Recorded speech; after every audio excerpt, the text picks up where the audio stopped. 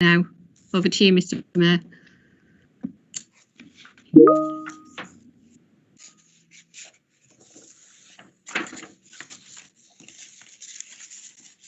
Right.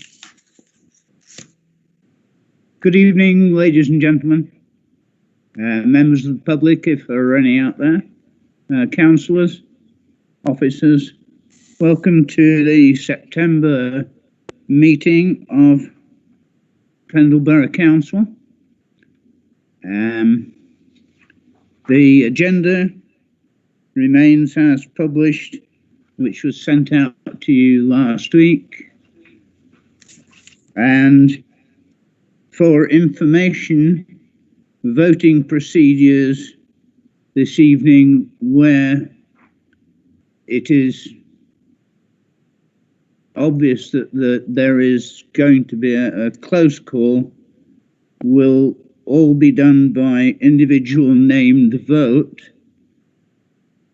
If, depending on the discussions that take place, it would appear that almost everyone is in agreement with what is being proposed, and then I will just ask or call for dissenters rather than what would appear to be a majority decision of the council.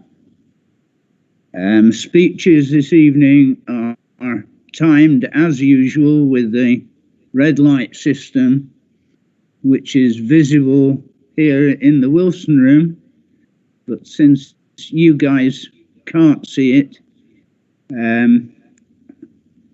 I'll remind you all that there's a 5-minute maximum on proposers and seconders, and that I will signal a 1-minute wrap-up time period when we get to the 4-minute and the light goes to amber.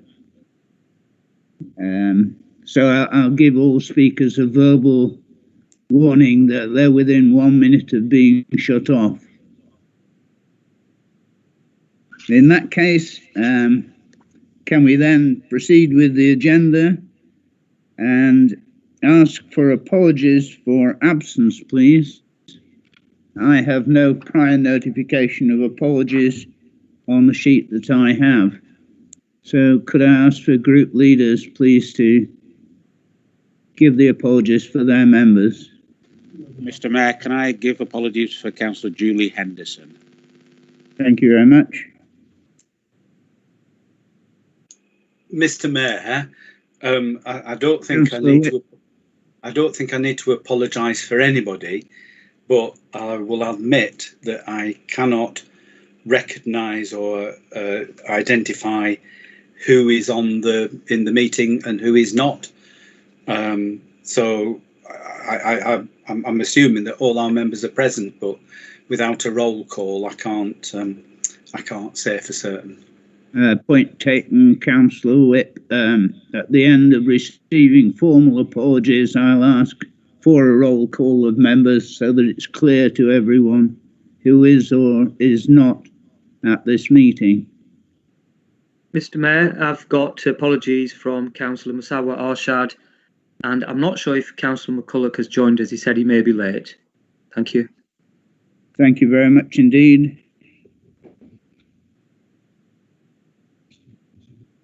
Okay, in that case, can I ask Philip to give me a roll call, or Dean, in fact, can you give us a roll call of all those who are present, please? Can you signify by the usual way of shouting? Aye. Councillor George Adam. Here. Councillor Marjorie Adams. Here. Councillor Ahmed. Present. Councillor Ali. Present, sir. Councillor Amma. Present. Councillor Ansar. Councillor Ansar. Councillor Ansar. Okay. Mohammed Arshad.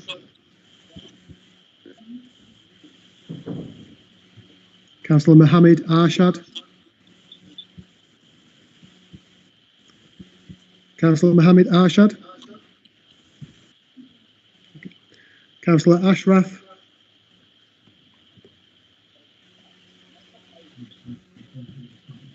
Seen it. Councillor Ashraf.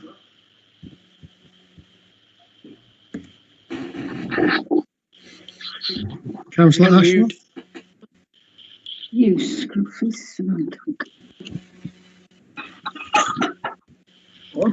Councillor Aslam. Present. Councillor Butterworth. Present. Councillor Carroll. Councillor Carter. Present. Councillor Clegg. Present. Councillor Coburn Price. Present. Councillor Cooney. Present. Councillor Crossley. Councillor Crossley.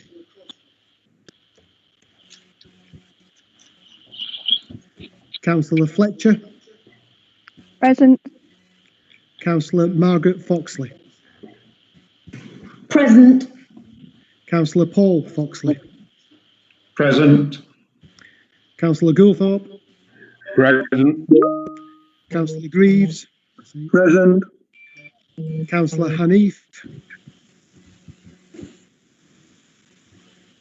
Councillor Hanif. Councillor Present. Present. Councillor Iqbal Mohammed. See you. Yeah, I'm here, Dean. Naeem's on the call, but he's having problems unmuting, so he's going to try and log him back in and let you know. Can you hear me now? I can hear you now, Councillor Ashraf. Yeah. Thank you. Councillor Yasser Iqbal. Yep. Councillor Leonte. Councillor Leonte.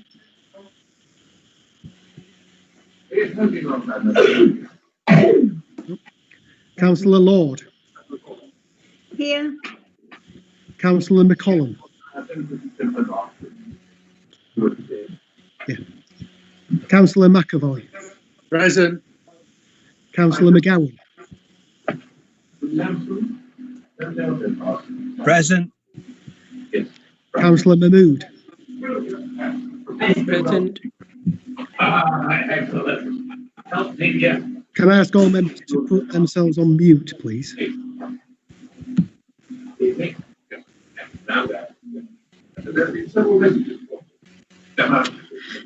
Yeah, can I ask members to put themselves on mute, please? Councillor Mann. Present. Councillor Mills. Present. Councillor Newman. Present. Councillor Nixon. Present. Councillor Purcell. Present.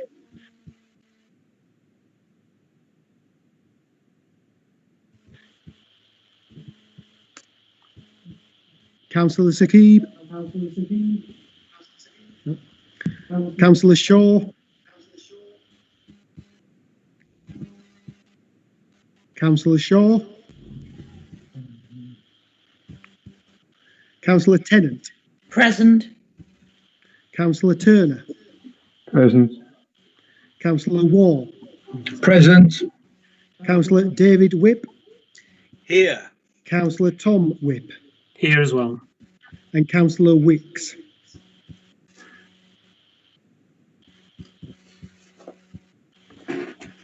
Councillor Wicks.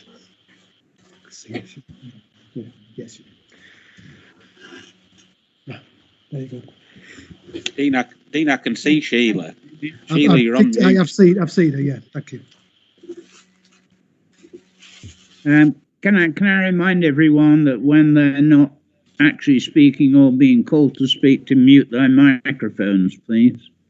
Getting quite a lot of echo and feedback in the room here. Can I remind councillors then of declaration of interest? that the member must declare a disclosable pecuniary interest which he or she has in any item on the agenda.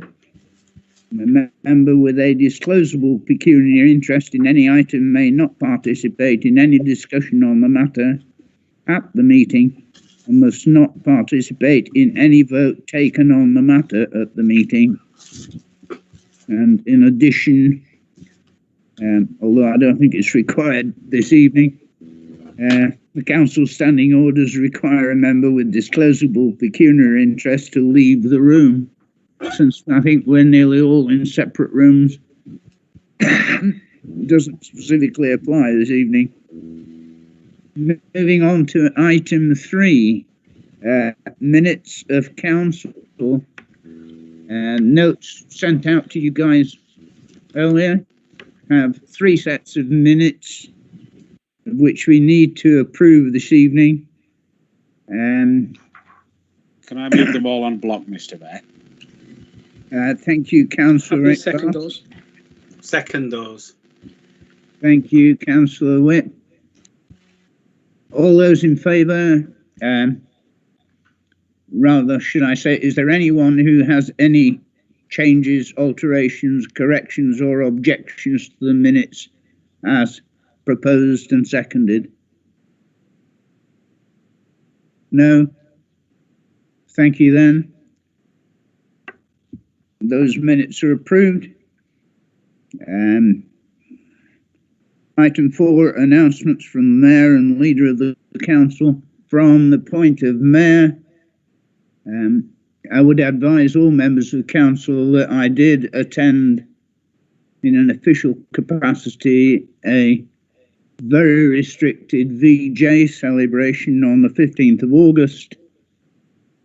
Here representing the Council and the people of Pendle, along with the Deputy Lord Lieutenant and the Armed Forces Support Group, all of which were done strictly according to COVID-19 guidelines. Very successful, and it was my honour to represent you all at that particular ceremony. Any announcements from Leader of the Council, Councillor Iqbal? Yeah. Just very briefly, simply want to convey a message to all those councillors and members of the public who have tirelessly worked through this crisis, through this pandemic, to try and keep all their families and the community safe. Clearly, there's a lot more work for us to do as elected members. We're at the forefront of the public, but I just want to put on record that thank all the councillors for your efforts, and I also want to thank, through you, Mr. Mayor, every single member of staff that this council employs. They've gone way beyond the call of duty.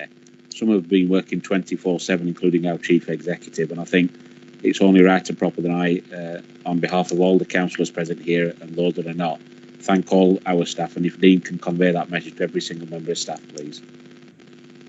Thank you, Councillor Iqbal. Item 5 on the agenda, questions on notice from public to the Leader, if any, and I'm advised that there are no public questions this evening. Question 6, questions on notice by members to the Leader, a committee chairman or a representative of an outside body on matters not otherwise on the agenda, if any, and I'm advised that no such questions have been submitted for this evening meeting. So I move quickly on to item 7, a report by the Leader on the work of the Policy and Resources Committee. Councillor Iqbal.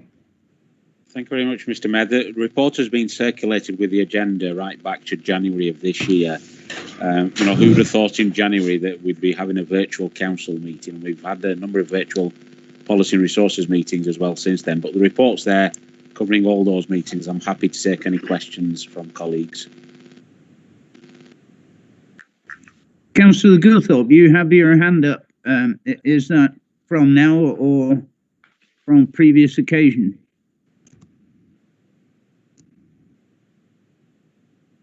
Thank you, Councillor Goulthorpe. Are there any questions, therefore, Yes. on the report? I've got two questions.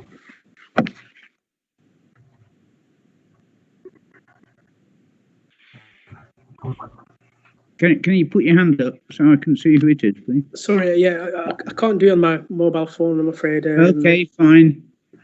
You have two questions, please. Yeah, thank you, Mr. Mayor. Just one, I was wondering if there's any update on the Lomershire Industrial Estate extension. What's the latest on that? And also any update on Nelson Town deal, how things are progressing with both items. Okay, thank you. Councillor Iqbal. Yes, thanks, Mr. Mayor. Thanks, Councillor Mahmood, for the questions. In terms of Lomershire, things have progressed significantly. The council has more or less bought up all the land that we needed to, and officers are working to progress that scheme now to start very, very quickly. In terms of the town deal as well, I mean, we've got a town deal board tomorrow, but things have moved very quickly despite the pandemic. We've had an initial tranche of money from the government to try and allocate to some specific projects, and the board are looking to identify that hopefully at the meeting tomorrow. But we will be looking to put a full submission into government certainly by January. I mean, the feeling at the town deal board now, following the pandemic since March, is that we shouldn't have to bid for this money now. We should just be given the money, because ideally what the board would like, and I would like as leader and chairman of the Policy and Resources Committee, is for our officer time to be devoted to dealing with and tackling the effects of the COVID-19 pandemic. So that request has gone in. Whether government accede to that, I can't comment at this stage, but I'm pleased with the progress that the town deal board is making, and thank those people that are members of it. Thank you, Councillor Iqbal. Councillor Iqbal.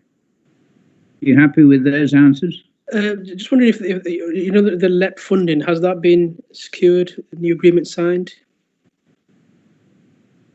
The LEP funding in terms of the Lomershire scheme has not materialised. We agreed at Policy and Resources with the LEP that funding ideally will be retained in Pendle, and I know the Chief Executive is working hard with the LEP officers, and I'm confident on behalf of the Policy and Resources Committee that money will be kept in Pendle, and hopefully we'll be sharing news of where the money is going to be spent in due course. Thank you, Councillor. Councillor Zafar Ali, you have your hand up. You wish to ask a question of the leader? I do. Thank you, Mr. Mayor. Question in addition to Councillor Ashad Mahmood's question about the industrial estate extension. Councillor Iqbal, are you able to comment on whether or not there'll be additional access as part of this extension? I know I've heard from businesses at various different forums about a discussion around the potential for an additional junction in and out of the industrial estate. Currently, the situation is there's one junction in, one junction out, and trying to leave some of the businesses a majority of them, their staff will leave at 5 o'clock. You know, it's quite a struggle at the traffic lights coming out, obviously at the end of a long day at work. So are you able to shed some light on that, Councillor Iqbal? I can confirm that as part of the development brief, there is plans for another access into the estate ultimately. Thank you. Mr. Mayor, I do have a second question, with your permission. Go on. Mr. Mayor, it's in relation to the land at Vernon Street. I appreciate the Policy and Resources Committee discussed this on the 20th of August. Councillor Iqbal, are there any further developments in relation to the land at Vernon Street and the situation therein? There's no developments at the moment. I mean, we only met in August and agreed a process of action, and officers will hopefully be bringing a report to the next Policy and Resources Committee meeting in terms of that, Councillor Ali. Thank you very much, Councillor. Councillor Whip, you had your hand up. Thank you, Mr. Mayor. Could I ask the Leader of the Council if he can recollect that the phase 2 of the Lomershire Industrial Estate, if it involves an access through onto what we call the Paddy and Bypass, it would not connect with the rest of the Lomershire Industrial Estate? And does he agree with me that due to the circumstances now applicable, that it is highly unlikely that phase 2, as opposed to phase 1 of the Lomershire Industrial Estate is likely to proceed. Councillor Iqbal. Mr. Mayor, I think Councillor Turner's got his hand up. I'm just wondering if you want to deal with each colleague turn by turn. Okay, yeah, I'm quite happy to do that. Councillor Turner.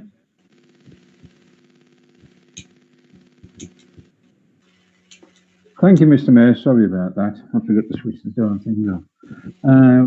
Leader, I'm talking of phase 2 and the entrance and exit onto the 6068, the bypass. Could I ask that you will give due consideration for the safety of residents in that area, that there will be no right turn either into the estate from the 6068 or from the estate onto the 6068, meaning that all vehicles, there will be obviously a feeder road from the left-hand side of the 6068 onto the site, and then all vehicles would not have to cross that twin road that's coming there, even with the roundabout that is there. Thank you, Mr. Mayor. Councillor Iqbal. Thank you, Mr. Mayor. Just responding to Councillor Turner's comments. I mean, the phase 2 development has got planning consent, and he's aware of what planning consent there is, and it's not for me to comment here at full council on planning matters, Councillor Turner, but he can be rest assured, like him and all other councillors on this council, that we always take the safety of residents as a serious issue. In terms of Councillor Whip's comments about phase 2 going ahead, I mean, that's in private hands, Councillor Whip, and clearly that's a decision for the developers on phase 2, whether they think it's financially viable for them to proceed. Phase 1 is obviously within our control as a council and as Pearl, but phase 2 I can't comment on. That's clearly down to developers, and they've bought the land, they've got the planning consent. If they think it's a viable option, they will proceed. If it's not, that's entirely up to them at this stage, but we will be looking to have constructive discussions with them in due course. Thank you, Councillor Ali. Any further questions? No. Thank you very much indeed. Can we then move on to item 8 on the agenda, which is the vacancies in the office of a councillor? You have received a report on that issue, and can I propose from the chair that we note that report? I'll second that, Mr. Mayor. Thank you kindly, Leader. Can we then move on, that we agree that we note that report and move on to item 9, which is the political balance review. In the light noted, Mr. Mayor. Councillor vacancies. Similarly, can we note that report? Second that. I don't think that it makes a particular material difference to the individual committees concerned in terms of political balance. Thank you very much indeed, everyone. Item 10 on the agenda, the Chief Financial Officer S151 officer post. Again, you have received a report. Sorry, you haven't received a report. It's a statement made within the pink agenda, and I would ask councillors if you like to note the position. Mr. Mayor, I'm sorry, my laptop doesn't allow me to stick my hand up, so I apologise if I'm interrupting you. Can I speak? Yes, indeed, Councillor Iqbal. Thank you very much, Mr. Mayor. I mean, the report is quite clear in terms of the position of where the council is today, but as I did at the policy committee meeting, and Mr. Mayor, I would ask that this again is minuted with the support of all councillors on the council, that the formal thanks of the council be conveyed to Mr. Vince Green for his services. I mean, Vince retired, or thought he'd retired from the council prior to March, and, you know, bid his farewells and everything, and we thanked him, but little did he know that we would ask him to come out of retirement, and I'm grateful to him on behalf of the council for coming out of retirement for the last 6 months, and certainly helping us through a very, very difficult time. I mean, some of the work that Vince has done, and colleagues will testify, he's been up at all hours of the day, certainly responding to emails, administering the business grants the government gave, the discretionary grants policy. And I think without Vince's effort, and, you know, he would be modest to say that it's a team around him, but Mr. Mayor, Vince is a loss to this council, and he assured me last week that he won't be coming back, but you never know.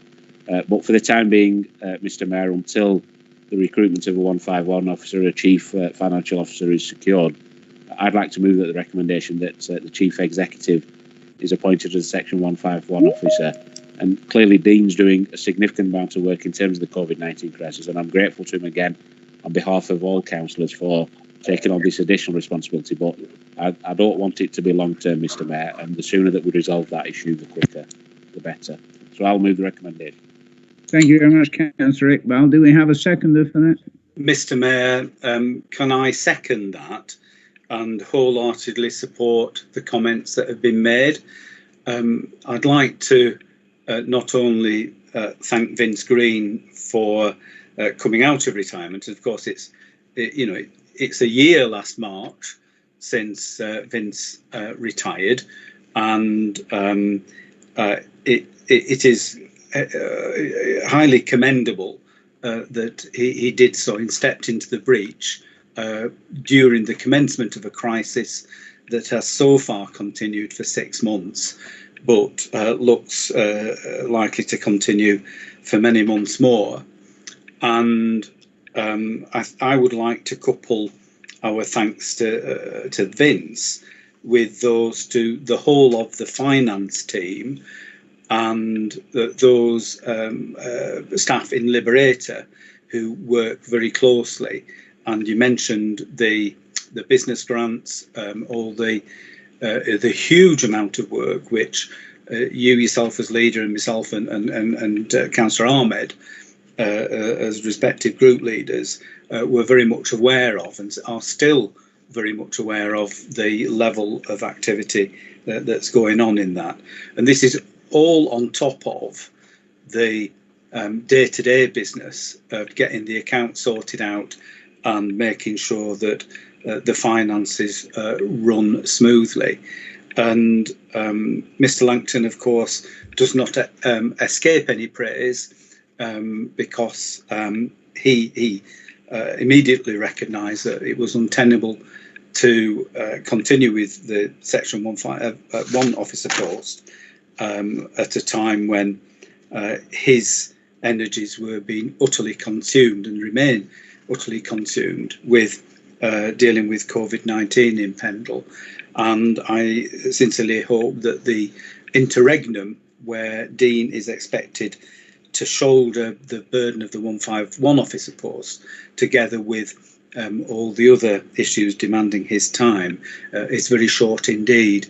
And I hope that we can look forward to an excellent interim appointment, which I think is already in place. I'll just look for a nod from Mr. Langton. He's shaking his head now, so unfortunately things haven't moved as perhaps we would have wished. But to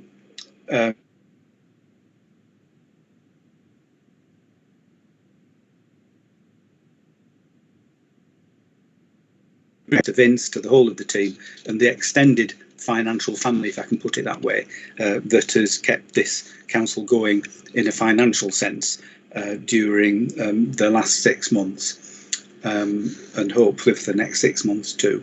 So I second. Thank you, Councillor. Councillor Ahmed, you have your hand in the air. Can you come in here, please?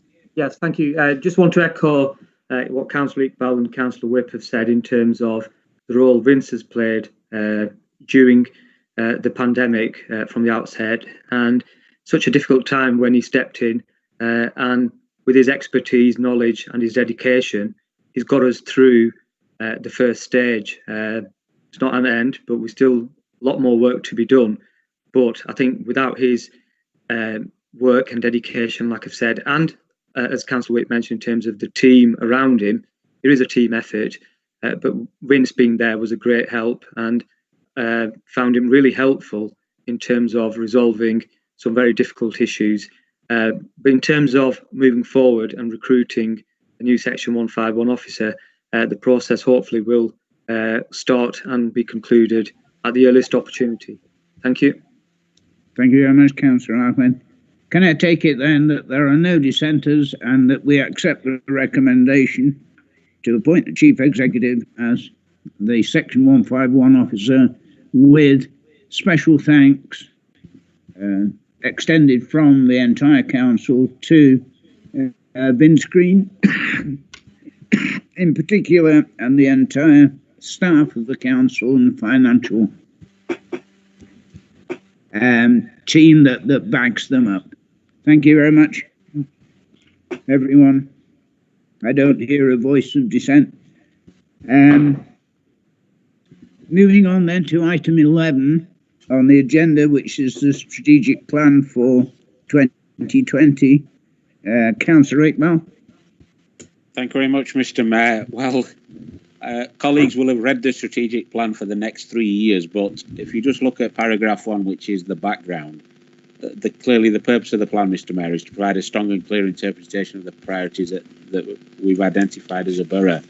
But since March, everything, I think everybody will agree, has been turned on its head.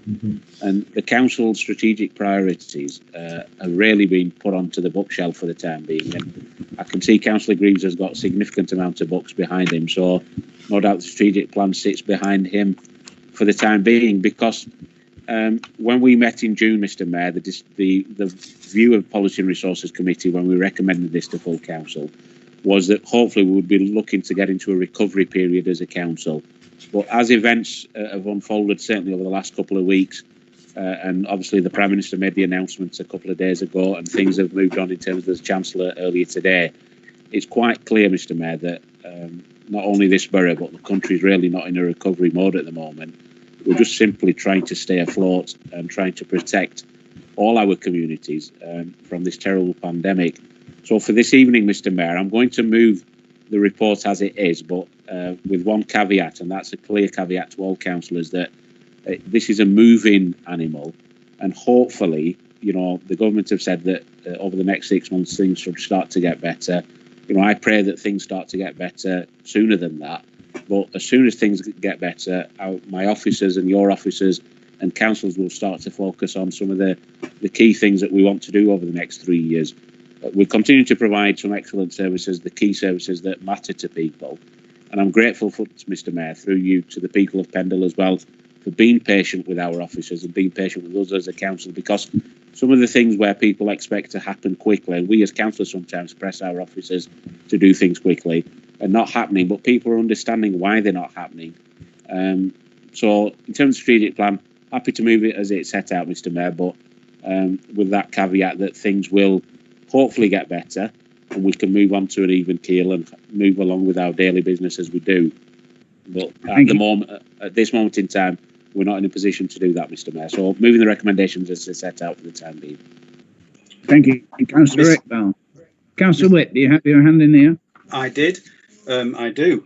Mr. Mayor, I second what Councillor Iqbal has proposed. Of course, the elephant in the room, or the elephant in the virtual room, is the COVID-19 epidemic. I am astonished at the amount of work that is carried on by employees of the council, and some of the work that has been accomplished in spite of all the difficulties. And you know, the next item on the agenda is to thank people for the roles that we're doing. But it's clear that a lot of the humdrum work of the council has continued, and some things clearly that haven't been able to be carried out to the same level as we would have wished. But some of the major and significant developments have been able to be taken forward as well, and I think that's quite significant. The whole of this strategic plan may well have to be rewritten in the light of what happens in the next 6 months, 18 months, and clearly there are issues beyond our control and indeed beyond our ken that we will have to confront. I think it's not doing anybody a disservice to say that the people at Pendle Council have proved to be quite agile in the way that they responded to changing circumstances.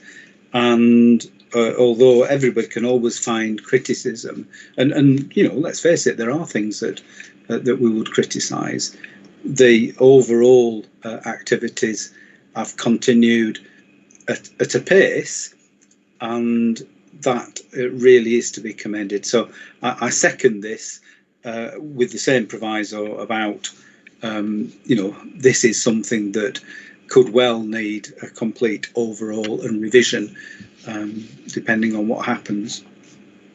Thank you, Councillor Whip. Councillor Ahmed? Nadine? Yes, Mr. Mayor. Yes, the strategy is before us. It is a detailed strategy of the aims and objectives of Pendle Council and its leadership. I don't think it's right to criticise any of the work that is currently ongoing. I think we've got other priorities and more important things to do than argue about much, although important, but lesser important issues. I think that time will be sometime in the future when things get settled. And in terms of moving forward, yes, there is a strategy.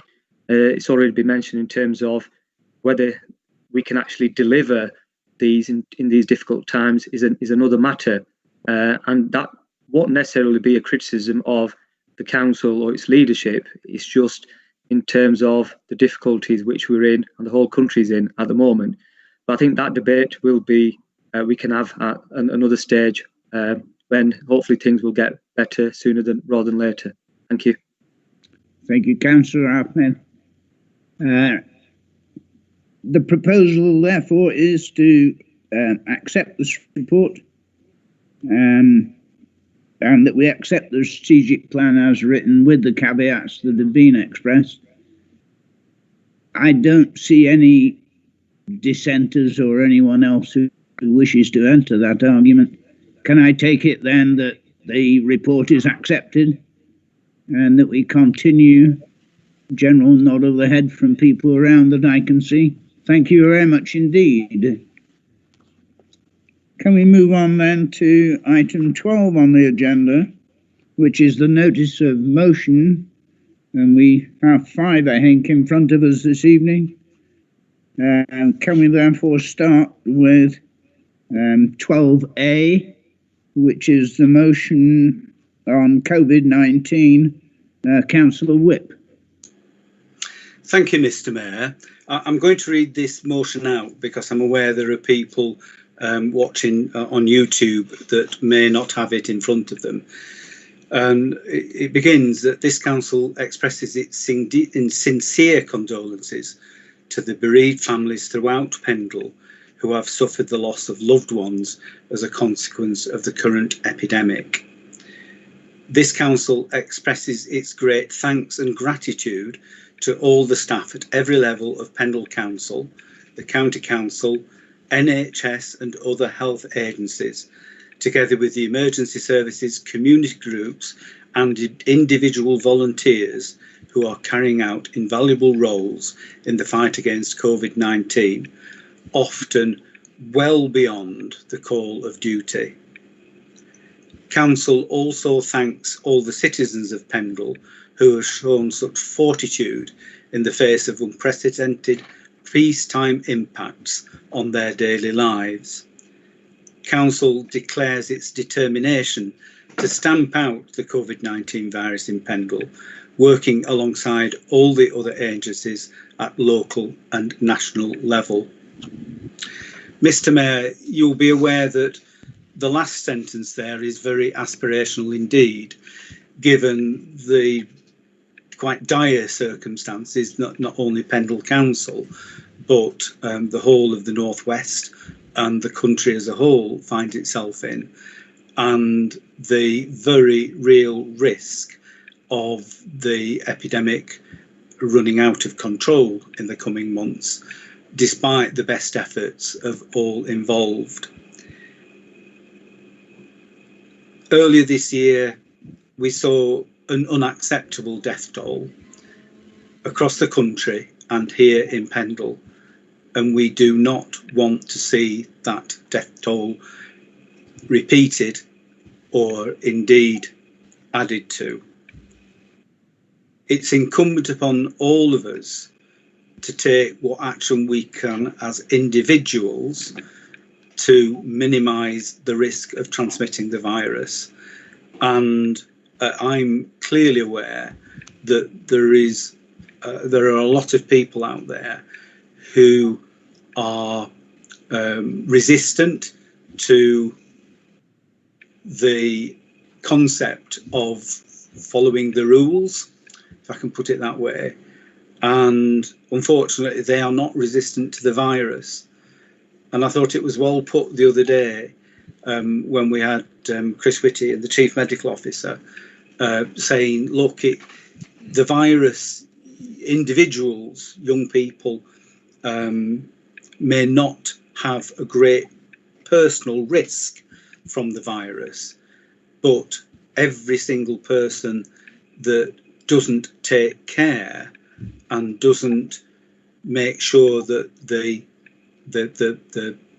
their personal protection isn't as high as it can be, risks all communities, because one person passing on the virus to two others means that very soon the virus gets to people who are vulnerable, very vulnerable indeed.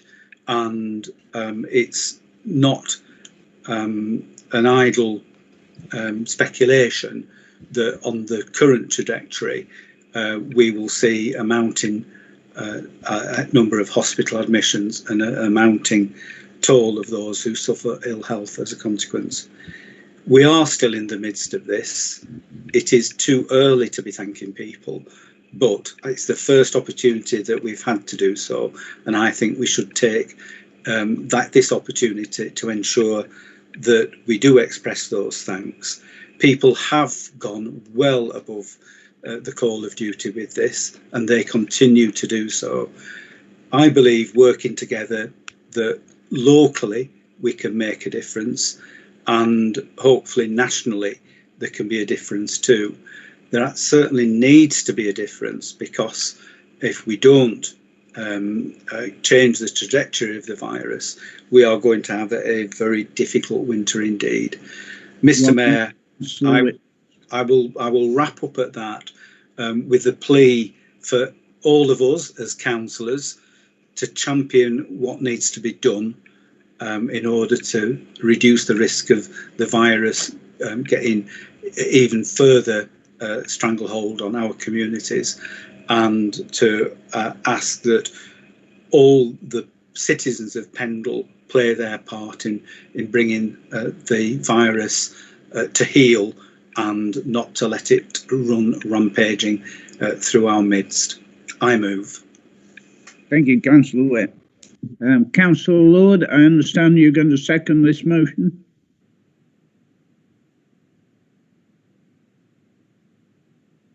Councillor Lord. Right, okay, thank you, Mr. Mayor. I agree wholeheartedly with what Councillor Whip has said, and now the motion is set out. It's not surprising that this meeting so far has been dominated by the pandemic.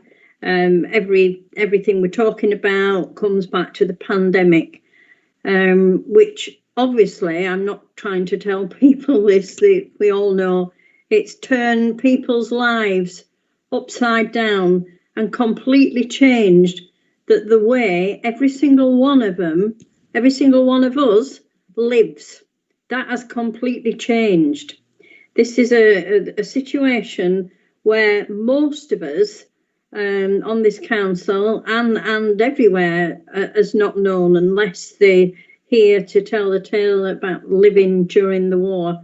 There's lots of concepts that you can think about, and I was thinking last night about, for instance, our football club. Colne FC. How's it affected them? And so I spoke with the chairman this morning, and they're in a pretty good position where they still can have spectators at the home games.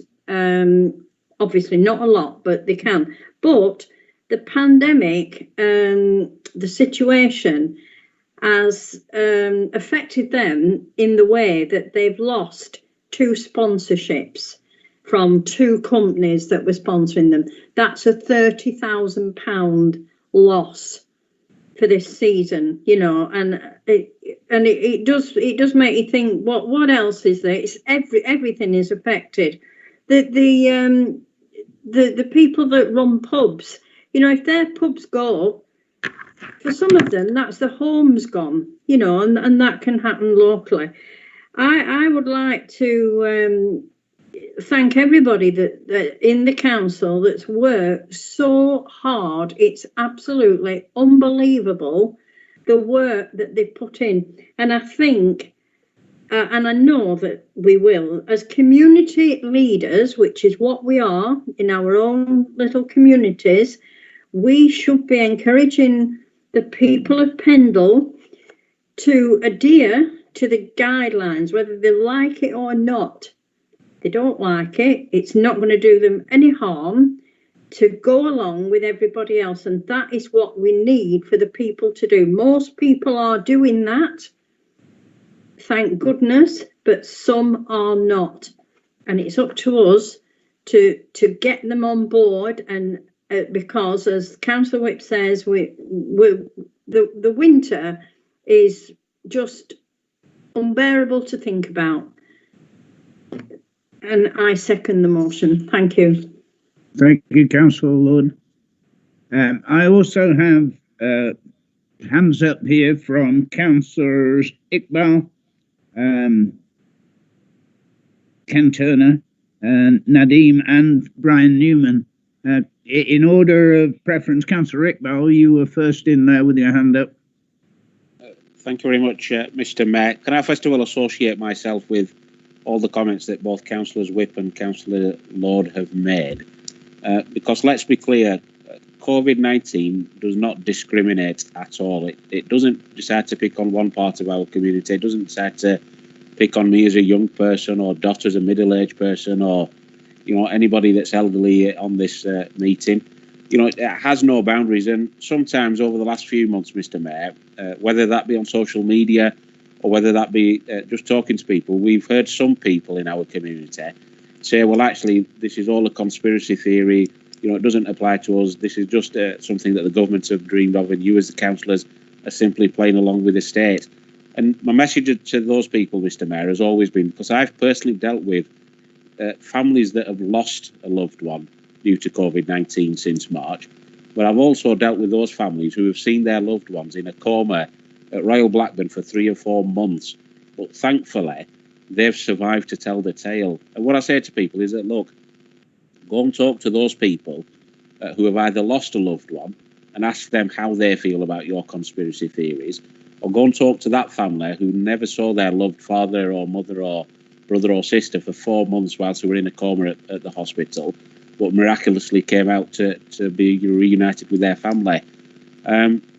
Mr. Mayor, the fact is that our community in Pendle is a fantastic community. And I know sometimes as councillors we get criticism from people saying that, you know, Pendle's not a good place to live, work or play. But I've seen at first hand, Mr. Mayor, as no doubt all the other councillors have seen, the excellent work that has gone on in our community since March. If you look at the food banks, the number of people that donated to food banks, the number of people that volunteered for those food banks, absolutely amazing. I mean, I wasn't around when the war was happening back in the 40s, Mr. Mayor, so I can't relive the war spirit, but certainly what I've seen over the last 6 months makes me proud to be a Pendle resident, and certainly to lead a council that represents the people of Pendle. Because young, old, you know, no discrimination as to which community people came from. People have helped each other. And as Dot has said, we need to stick at this, Mr. Mayor, not only just to look out for ourselves and our families and our neighbours and our community, but we need to adhere to what the scientists are saying. And that's the only way that we'll get shut of this pandemic. And then the last thing that I'd say, Mr. Mayor, is that I echo the thanks to those people who have put their life ahead of my life and our lives to actually go out and look after and protect those people who have sadly been suffering with this illness. And likewise, those people that actually go out and try and get the message across to those people to listen to what's going on. But, you know, hats off. We can't thank those people enough. And all those agencies that have been mentioned, all those people that are the unsung heroes of this pandemic, Mr. Mayor. And one day, I think, hopefully, we as a council would recognise some of those unsung heroes. But I would ask all councillors to support this motion wholeheartedly. Thank you. Thank you, Councillor Iqbal. Councillor Newman. Thank you, Mr. Mayor.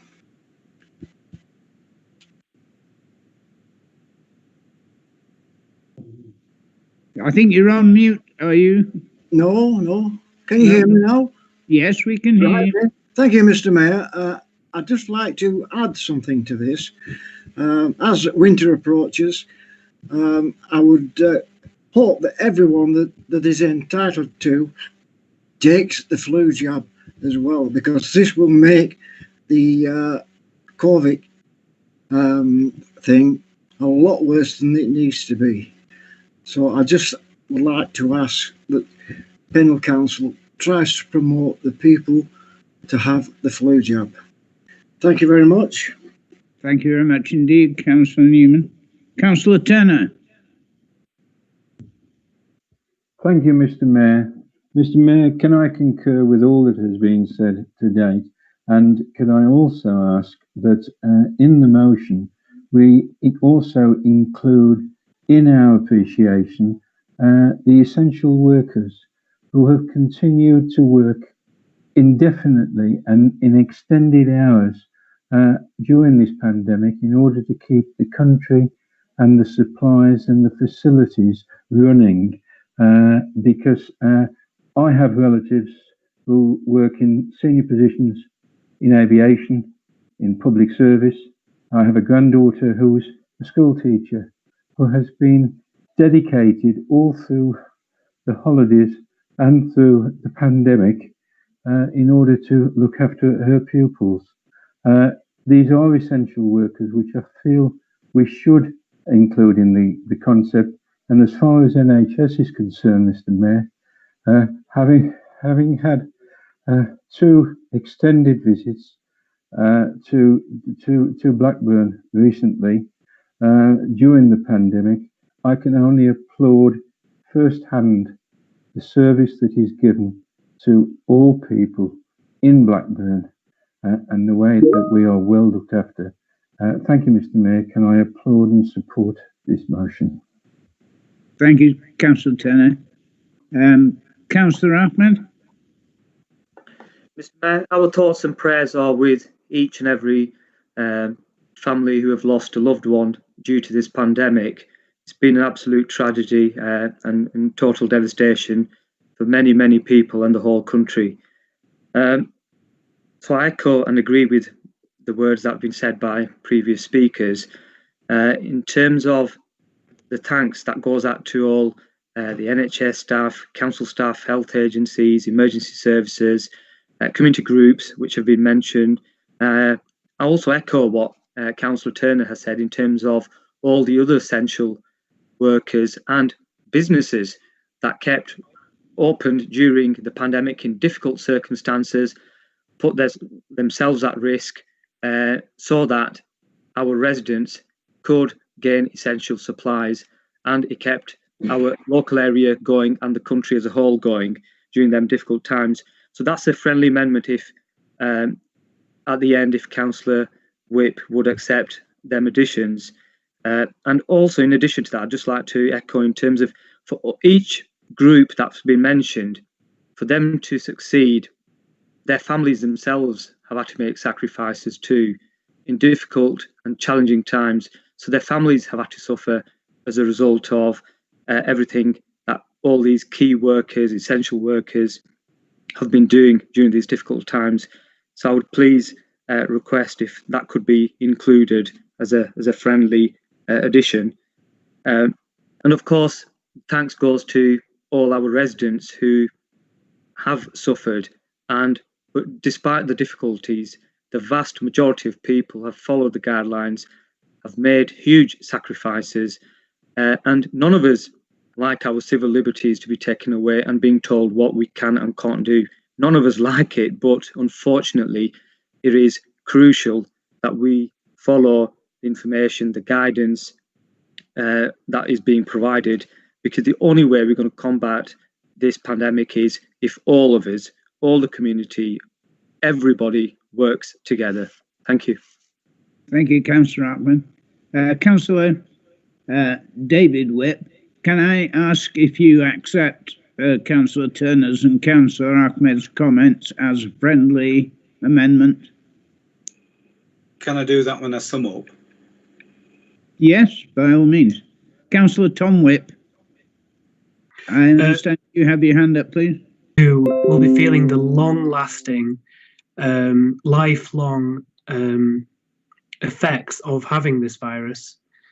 There's people in their 20s who, even after they have passed through the hospital admission, the virus has left their system, having long-lasting damage, chronic fatigue, damage to reproductive organs, heart, lungs, which may well be lasting with them for the rest of their lives.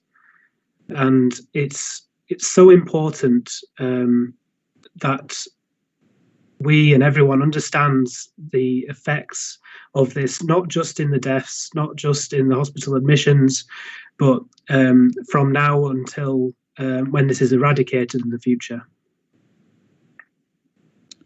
Thank you, Councillor Tom. Councillor David Whip, can I ask you then to sum up? I don't see any more hands in the air at the moment. Thank you, Mr. Mayor. In the light of the various comments that people have made, could I suggest that the proposal that is put to the council is amended by the insertion of essential workers and the families of all the long list that we have in the second paragraph. So I think that encompasses what Councillor Turner and Councillor Ahmed were asking for. And then Councillor Tom Whip was making a plea for the council to recognise those who are have long-lasting health impacts. And I think that we can add that to the first sentence so that it reads, sincere condolences to bereaved families as a result of the pandemic, and those suffering lifelong health impacts as a consequence of contracting the virus. I think that makes sense, but I'm sure that Jane will tidy that up as necessary. And can I just pick up a couple of further points that were made during the discussion, and just going back to Councillor Lord, who said we should be encouraging everyone to adhere to the guidelines. And my plea to people is, there are those who say that they just want to get on with their lives, and there is a massive fracture between those who say that and who are dismissive of the need to reduce transmission and the measures required to do that. There's a great divide between those who, quote, just want to get on with their lives, unquote, and those who want a life to live. And that divide is so great that I don't think any of us have seen such a significant fracture in our society as that indicates. And then Councillor Newman referred to people getting the flu jab, and I would absolutely endorse that. And I will show you this arm here. When I went for the flu jab last Saturday, the nurse said, do you want pneumonia as well?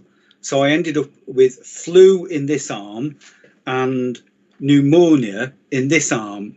And when it got to Saturday night, I was sort of like walking around like that because of two very stiff arms, and I didn't get a very good night's sleep.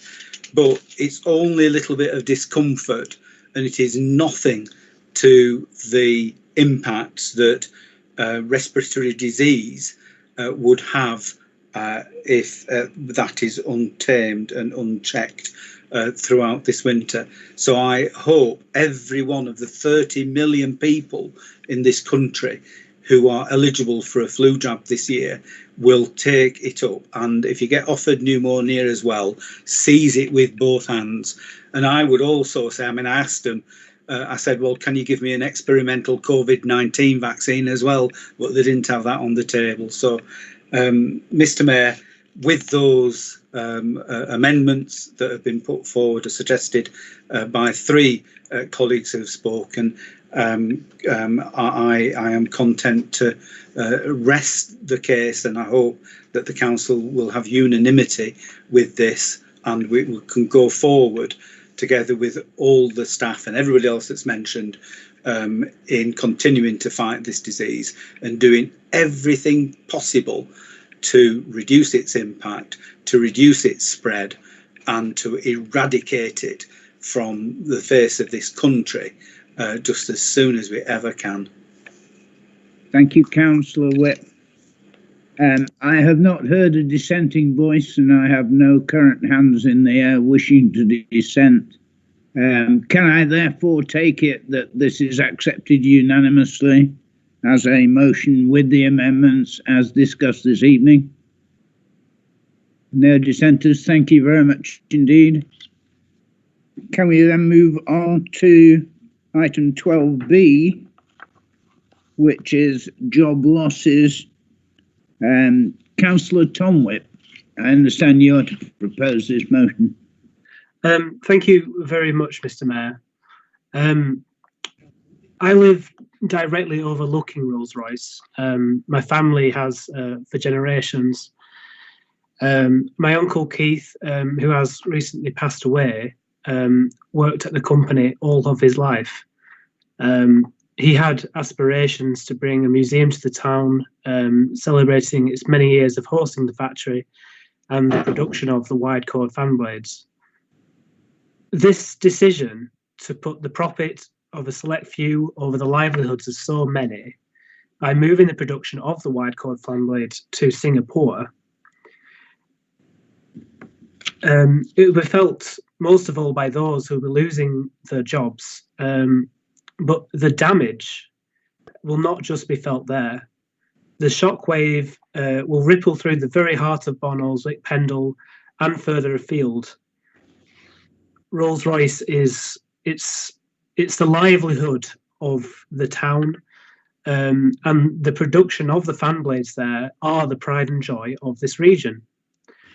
Mr. Mayor, further to Rolls-Royce, there are many other smaller companies feeling the effects, and it's very important that these employees receive the support they need now more than ever. And I think it's very urgent what this motion sets out today. Mr. Mayor, I move my motion, and in doing so, would also like to add an additional line that under the resolutions, that the council welcomes the support of Pendle MP Andrew Stevenson in efforts to achieve the above measures. Thank you.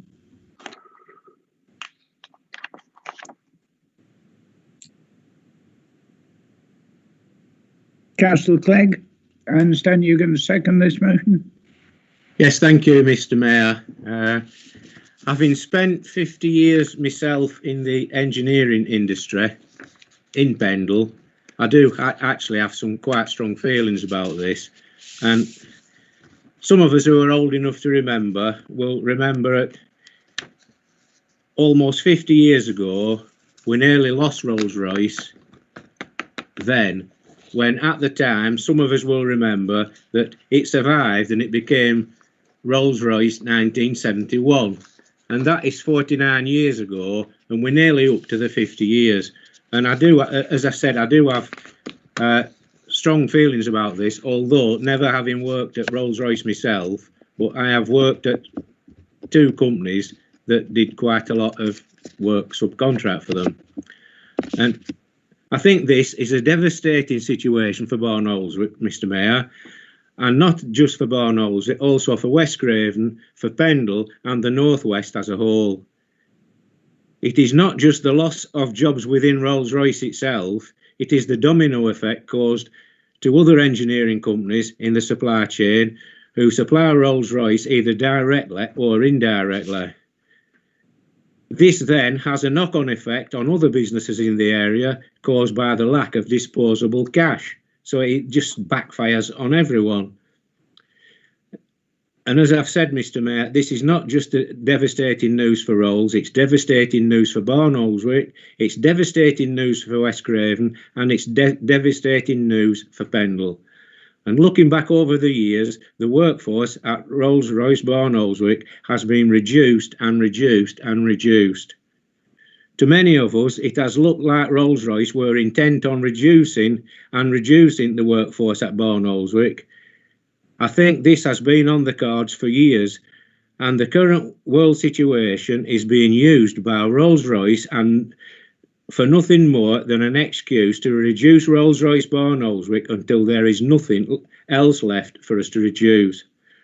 And on my finishing comment, Mr. Mayor, I would just like to say that it is quite clear to me that both the workforce at Rolls-Royce and the wider workforce in the supply chain are being dumped on by Rolls-Royce from a great height.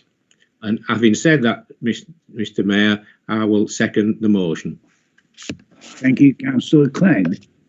Councillor Iqbal, you have your hand in the air. Thank you very much, Mr. Mayor. I'll be supporting the motion as being set out with the addition by Councillor Tom Whip.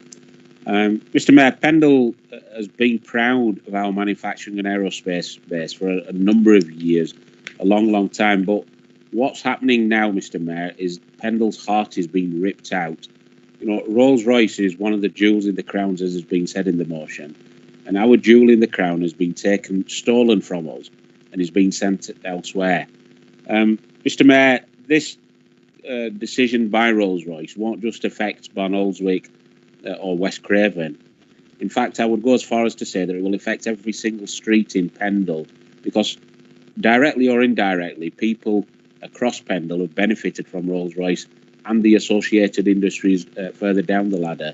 But Mr. Mayor, when they announced the previous set of redundancies, I, along with Councillor Whip, instigated a meeting with the Lancashire Enterprise Partnership and called on the government to set up a task force to intervene in our aerospace industry. And primarily, we were clearly selfish and concerned about Pendle, quite rightly so, you would say, Mr. Mayor. But sadly, you know, whilst the government, and I'm sorry for making a political point, but sadly, whilst the government have been interested, and quite rightly so, in terms of helping other industries, I read today the comments of our Member of Parliament, after he's met the Business Secretary, that he's clearly working hard, and, you know, I applaud him for that, but feels that we can't actually do anything until Brexit has happened, until we're in charge of our own destiny.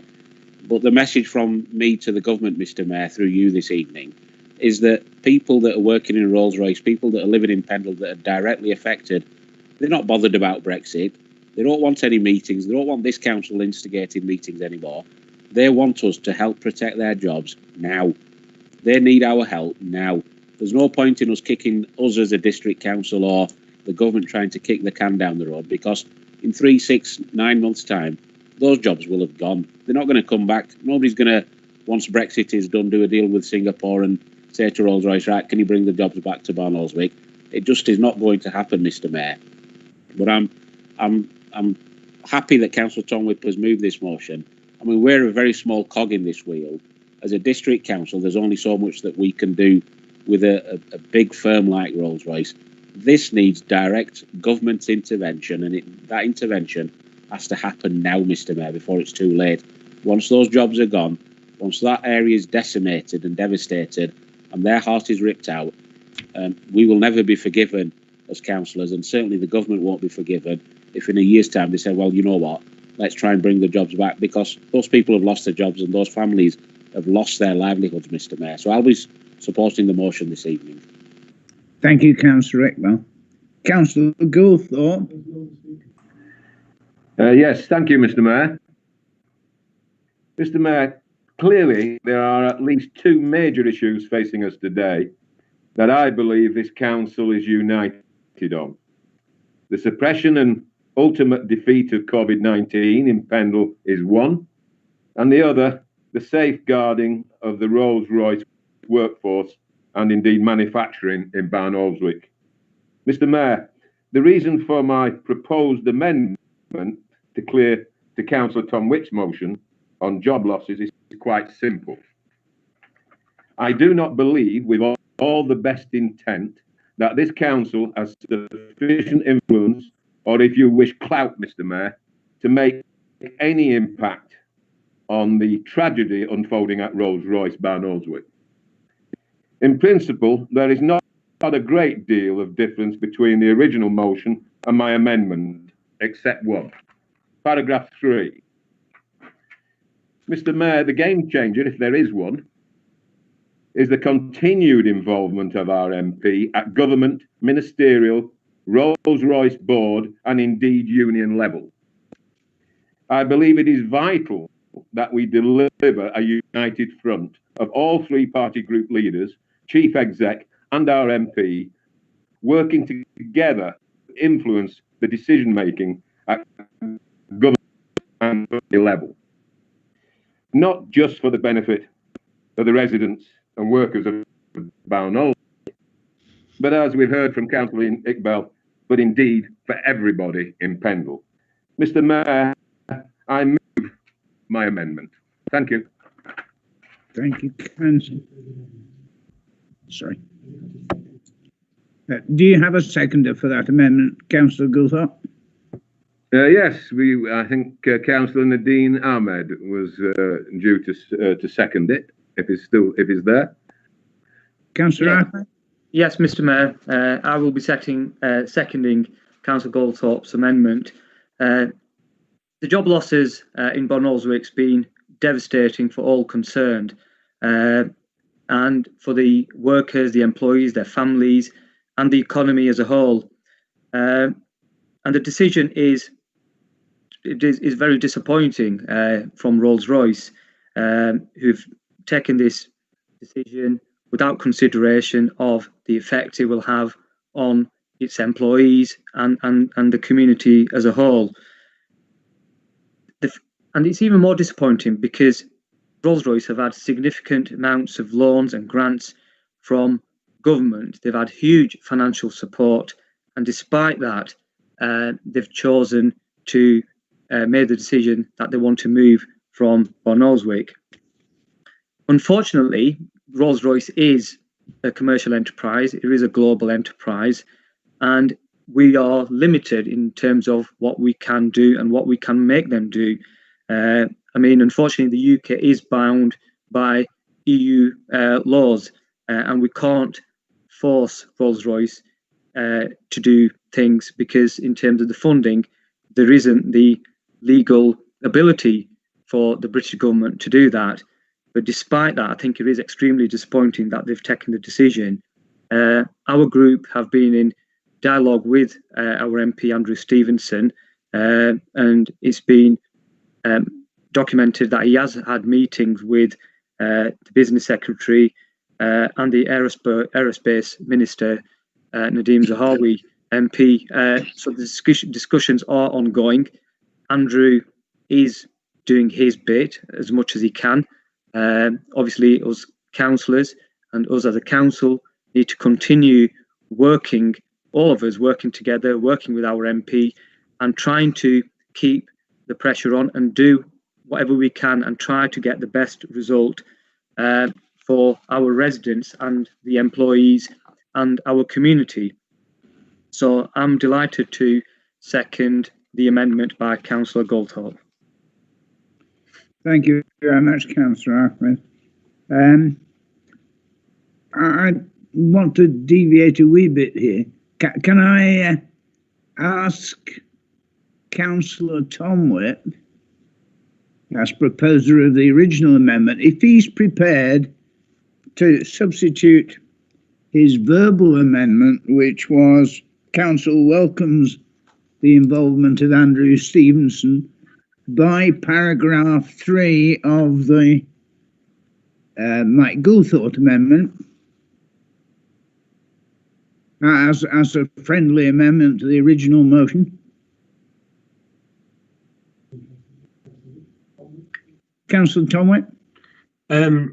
No, I don't think so, Mr. Mayor. I think my verbal amendment sets out what it was meant to do, and I think the superficial changes there would not change the substance of my original amendment. Okay, thank you very much, Councillor. In that case, we are talking about the amendment proposed by Councillor Goulthorpe, seconded by Councillor Ahmed. Can I therefore go to a vote on that amendment? Although, no, I see Councillor, sorry, I missed you there. Councillor David Whip, I see you got your hand up. I apologise, I missed it. Thank you, Mr. Mayor. Can I speak to the amendment? Because I think Councillor Goulthorpe intimated that, well, there wasn't much difference between what Councillor Tom Whip was moving and what he was moving. Well, let's look at the differences, because Councillor Goulthorpe was saying that it's not necessary for us to request urgent legislation from the government prohibiting the offshoring of critically important strategic manufacturing processes, known as the crown jewels of British manufacturing. That doesn't appear in the Conservative amendment. And the second part of the resolution is watered down as well. And Councillor Tom Whip has added a further resolution, which was actually submitted in writing prior to the meeting, which acknowledges the support of the MP in achieving these ends. So, you know, I think there is a stark difference between the Conservatives, who seems to be trying to poo-poo this and you know, to some extent sweep it under the carpet, and the intent of the original resolution, which is very clearly calling for strong action from the government to prevent Rolls-Royce selling out generations of skilled workers down the river to Singapore. And it's just worth noting that the Singaporean government are seizing this opportunity with both hands. They are creating 13,000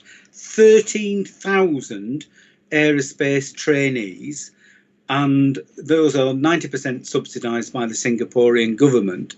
You know, they clearly see this as an opportunity to advance their industrial capabilities and capacities, and yet Britain seems to be allowing a treacherous removal of strategically important advanced manufacturing capacity and capability away and offshoring it. Now, it's very noticeable that the military manufacturing that takes place in Barnoldswick has been retained and has continued to operate during lockdown, and that the military personnel, they're not in the military, they're producing military components, haven't ceased their operation, whereas the civil side has. Now, the interesting thing is that is still here and will remain here because the US does not allow those processes to be offshored. And yet our government, and it's been said tonight that our government, what was the quote? can't see it now, I'm afraid. But you know, people were saying, well, we can't stop there is. It was Councillor Ahmed. He said there isn't the legal ability to prevent Rolls-Royce exporting these processes. Well, that's exactly what we're asking for the government to prohibit the export of such sensitive, strategically necessary manufacturing processes. Why can the government spend £400 million bankrolling a bankrupt satellite company when they can't support Rolls-Royce? This does not make sense. I mean, the satellite company, it's, you know, quite frankly, it's shot at, and you know, it's a busted flush. Here we have Earth world-beating technology currently manufactured in Pendle, here in Bonolswick, you know, 500 yards from where I'm sat, and it's going to get sent off to Singapore. You know, come on. So right. Well, I've said my piece, and I don't think people ought to vote for the amendment. And I think if Councillor Goldthorpe had any sense, he would remove it in acknowledgement of the additional clause that Councillor Tom Whip has put in his original proposal. And I would urge him to withdraw, because really we ought to be united on this. And I think the Conservatives are just trying to diminish the impact of what we want to achieve as a council. Thank you, Councillor Whip. You've gone into the red zone. Councillor Iqbal. Thank you very much, Mr. Mayor. I will be voting against the amendment, and I would urge, like Councillor Whipper said, Councillors Goulthorpe and Ahmed to withdraw it, because if indeed they are the authors of the amendment, then I would suggest that they read it again before insisting that we vote on it. Because, Mr. Mayor, whether I as a Labour politician, Councillor Goulthorpe as a Conservative politician, or Councillor Whip as a Liberal Democrat politician, there'll be certain things that we have to try and protect and stand by our party colleagues in other places far greater than where we are this evening.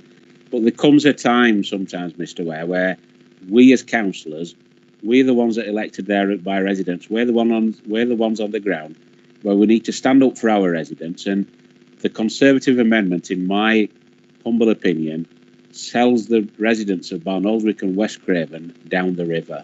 If you read the amendment, Mr. Mayor, and I know members of the public won't have had the opportunity because it's not available online, but if you read the amendment, it's not really worth the paper that it's written on, Mr. Mayor, in my view. I know Councillor Ahmed referred to, when he seconded the amendment, that, you know, we can't break the law. Well, let me just remind my Conservative friends this evening that only a few days ago, their colleagues in Westminster, including the former Prime Minister, were openly advocating that they would break international law simply to put Britain's interests first. Well, all we're asking for this evening, Mr. Mayor, as a district council to the government directly, is protect those jobs in West Craven and protect those jobs in Pendle and Lancashire. Our priority is with Pendle residents. Let's put the party politics to one side. We can argue the toss about party politics at another time. This is not an issue that should be becoming political, but the amendment is clearly a politically motivated, self-pat on the backside type of amendment. And I would urge Councillors Goulthorpe and Ahmed to withdraw it. But if they want to proceed to the vote, I would urge all councillors, and that's an appeal, direct appeal to Conservative colleagues who've got a conscience, who want to stand up for their residents in West Craven and Pendle, to vote against the amendments and vote for the actual motion. Thank you, Councillor Iqbal. Councillor Turner. Thank you, Mr. Mayor. Thank you, Mr. Mayor.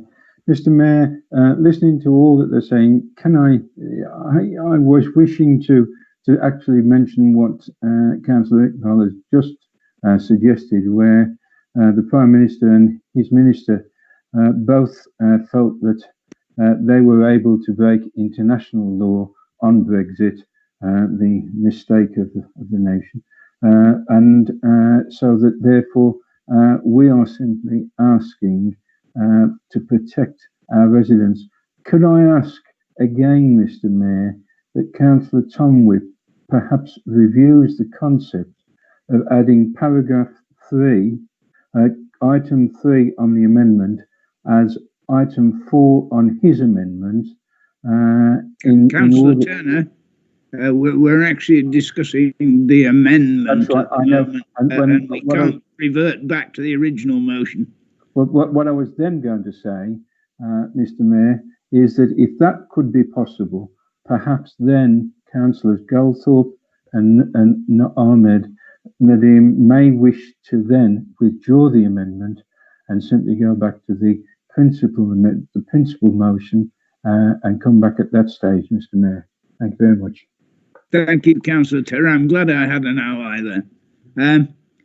Councillor Goldthorpe, it's up to you. You can either sum up and press for a vote on this issue, or... Thank you, Mr. Mayor. I mean, I think what I should do, if you indulge me, is read out my amendment. I've already spoken on this amendment, so you can't come back in again. So I can't read out the amendment, which I believe is actually strengthening the original motion, not diluting it. So if I'm not allowed to read out the amendment, and other people will not be aware of it, then, you know, there is not much point, Mr. Mayor, of me summing up. Sorry, Councillor Goldthorpe. All I would make is ask to the vote, please. I'm struggling a little bit here, Councillor Goldthorpe, in the sense that I can't understand why you cannot read out the amendment. Well, you just told me I couldn't. No, I don't think anybody has. I apologise, Mr. Mayor. Could I read out the amendment, please? Yes, please. Thank you. Basically, in the preamble, there's only a small change, but other than that, it's exactly as Councillor Tom Whip's preamble.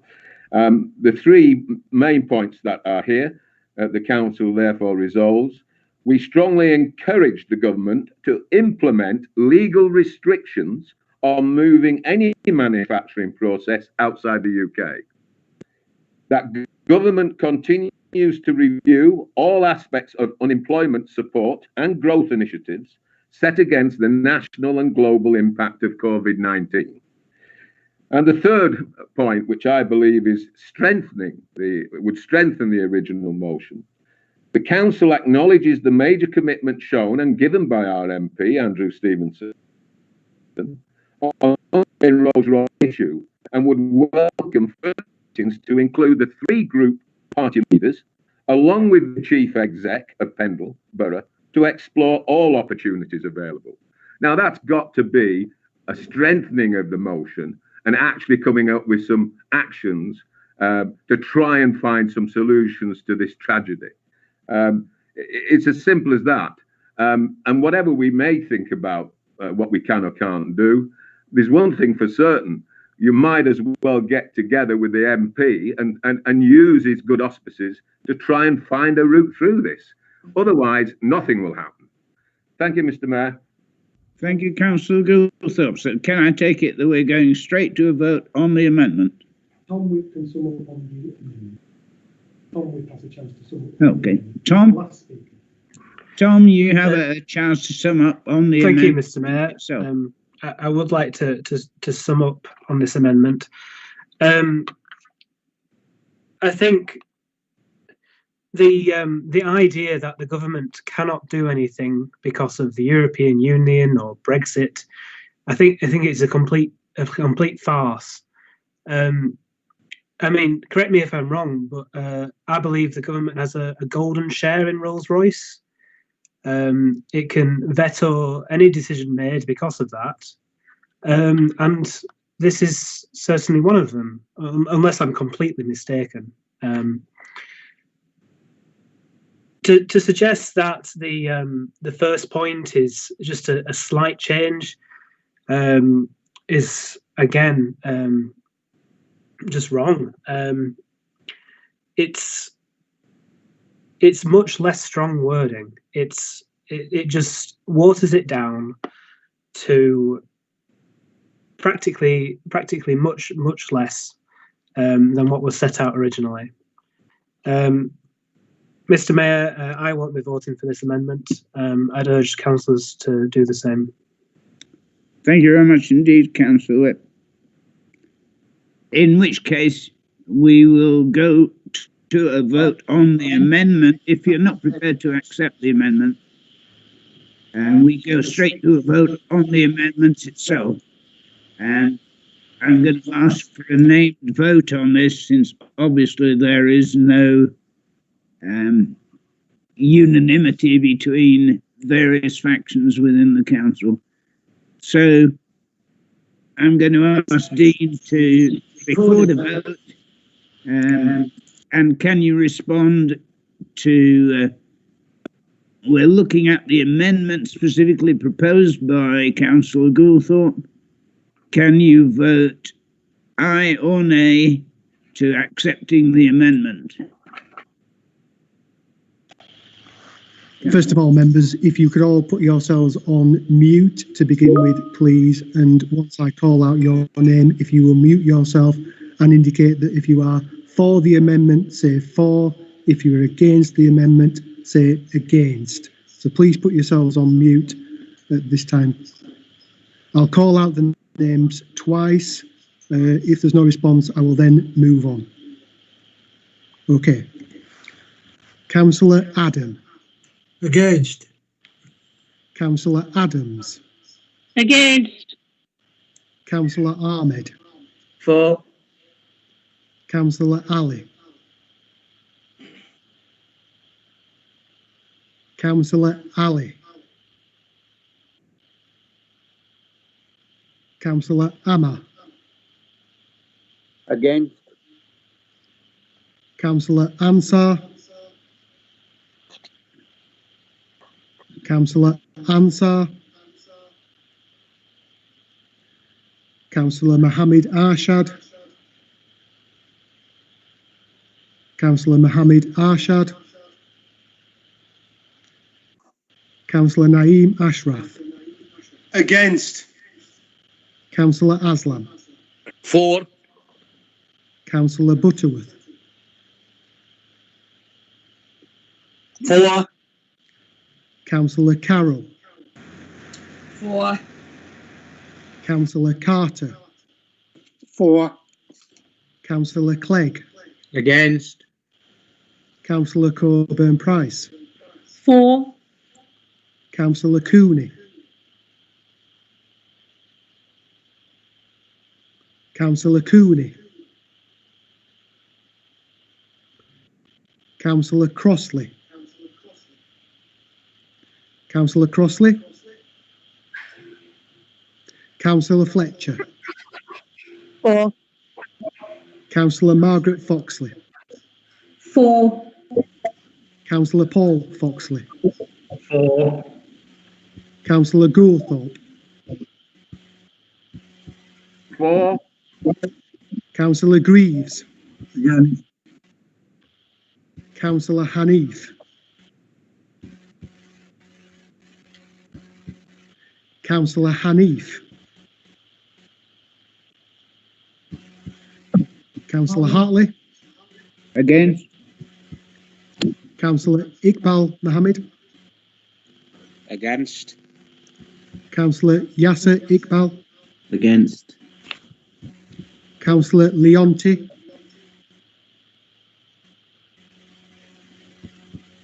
Councillor Leonti.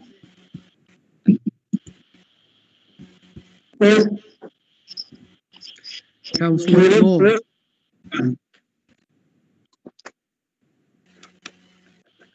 Councillor Lord. Against. Councillor McCollum. Councillor McCollum. Councillor McAvoy. Councillor McAvoy. Councillor McGowan. For. Councillor Mahmood.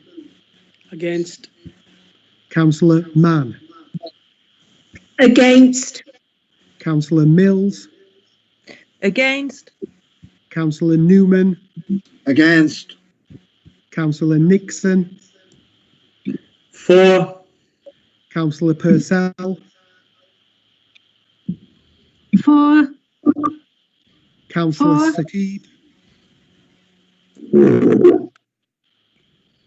Councillor Sakib, Against. Councillor Shaw, Councillor Shaw, Councillor Tennant, Against. Councillor Turner, Against. Councillor Waugh, For. Councillor David Whip, Against. Councillor Tom Whip, Against. and Councillor Wicks. Against.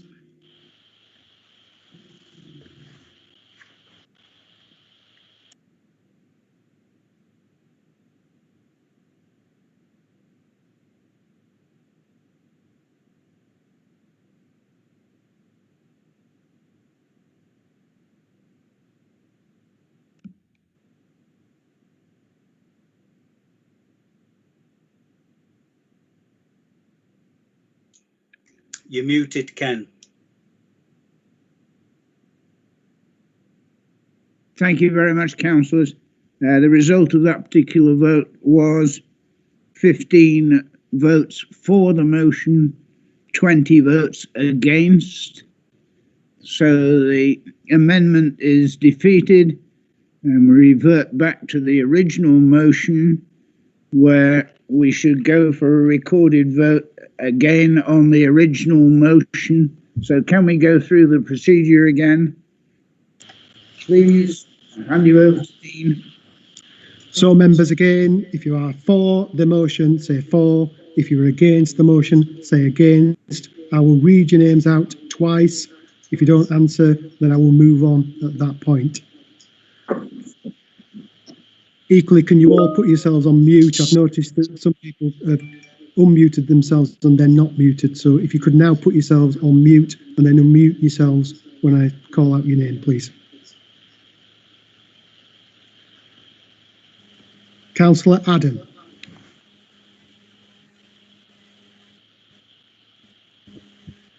Councillor Adam.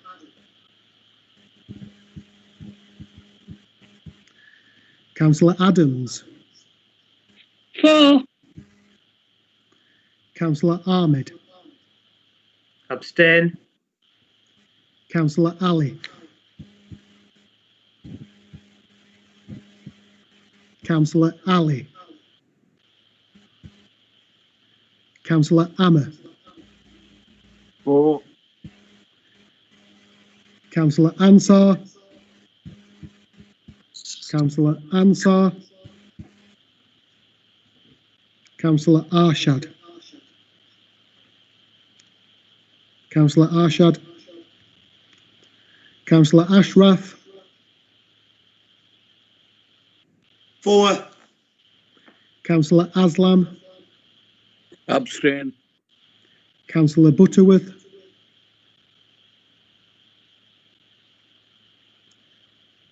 Councillor Against. Butterworth. Councillor Carroll. Abstain. Councillor Carter. Abstain. Councillor Clegg. For. Councillor Coburn-Price. Against. Councillor Cooney.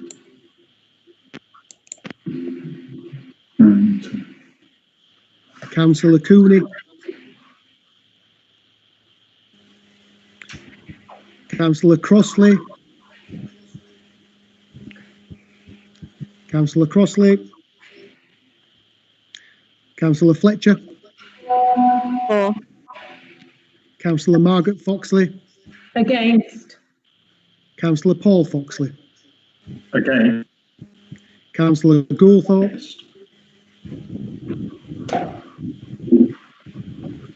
Councillor Goulthorpe. Abstain. Councillor Greaves. For.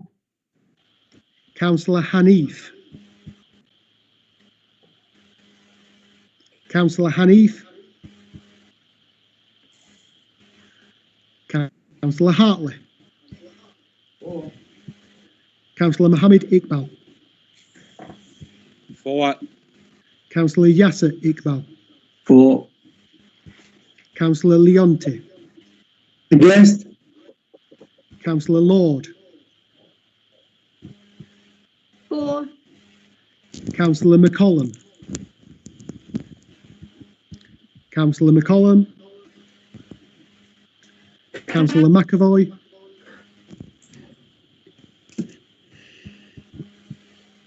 Councillor McAvoy. Councillor McGowan.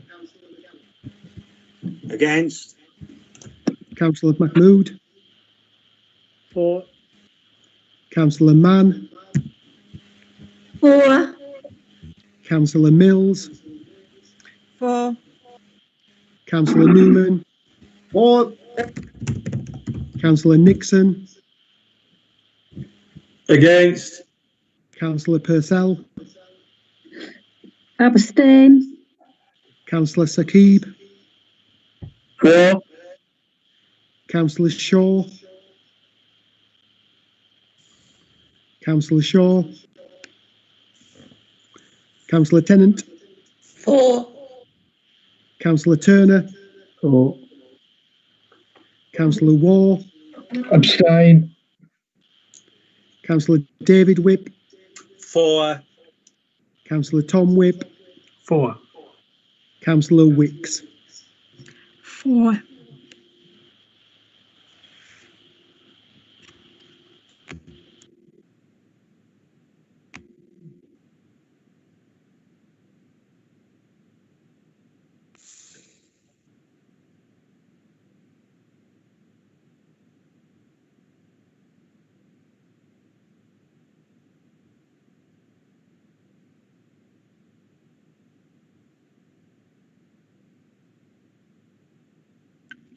Thank you very much, councillors. The result of that particular vote was 20 votes for acceptance of the motion, 6 votes against, and the remaining were abstentions. Thank you very much indeed. So the motion therefore is carried. And we move on to notice motion C, which is the motion on a unitary authority to be moved by Councillor Greaves. Thank you, Mr. Mayor. The motion that I wish to move reads as follows. The council notes the submission by Lancashire County Council of an outline business case to the Secretary of State for the creation of 3 unitary councils covering Greater Lancashire, following a decision by the leader and deputy leader of the county council without any consultation with residents of Lancashire, other local authorities, or indeed the full membership of the county council itself. Council also notes the proposal put forward entails the imposition of an elected mayor for the whole of Greater Lancashire, with the consequent concentration of powers in the hands of a single person.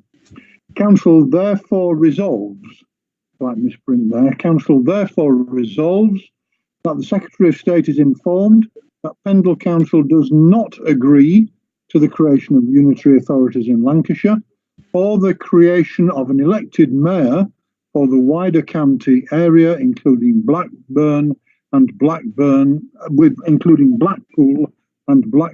Darwen.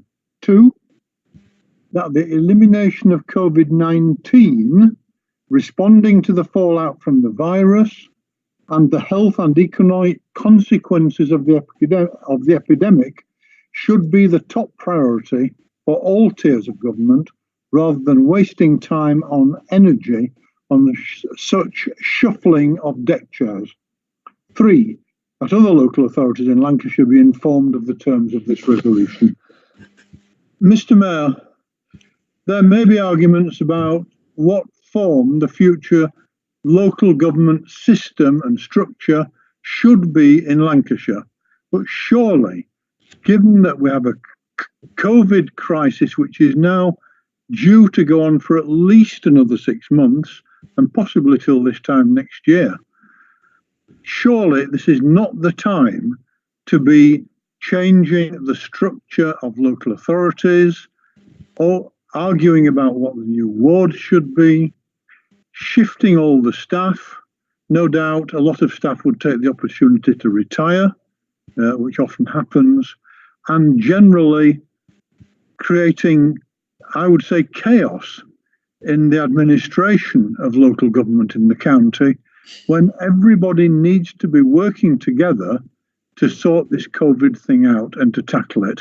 The government have at last, or are at last, coming to the view that local authorities at both the public health level at county and on the ground in the districts have an absolutely crucial role to play in testing, in tracing contacts, in administering the systems for handing out the extra money which is now proposed for people who are isolating, for making sure that people who have to isolate are isolating, and of keeping communities going.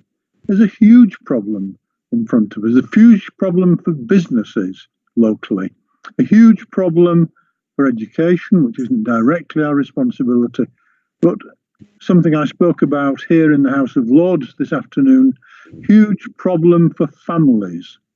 Families are in a dreadful situation. They have buckled down, they've battened down, they have done what they had to do during the spring, particularly to try and get the virus down. Now it's going up again.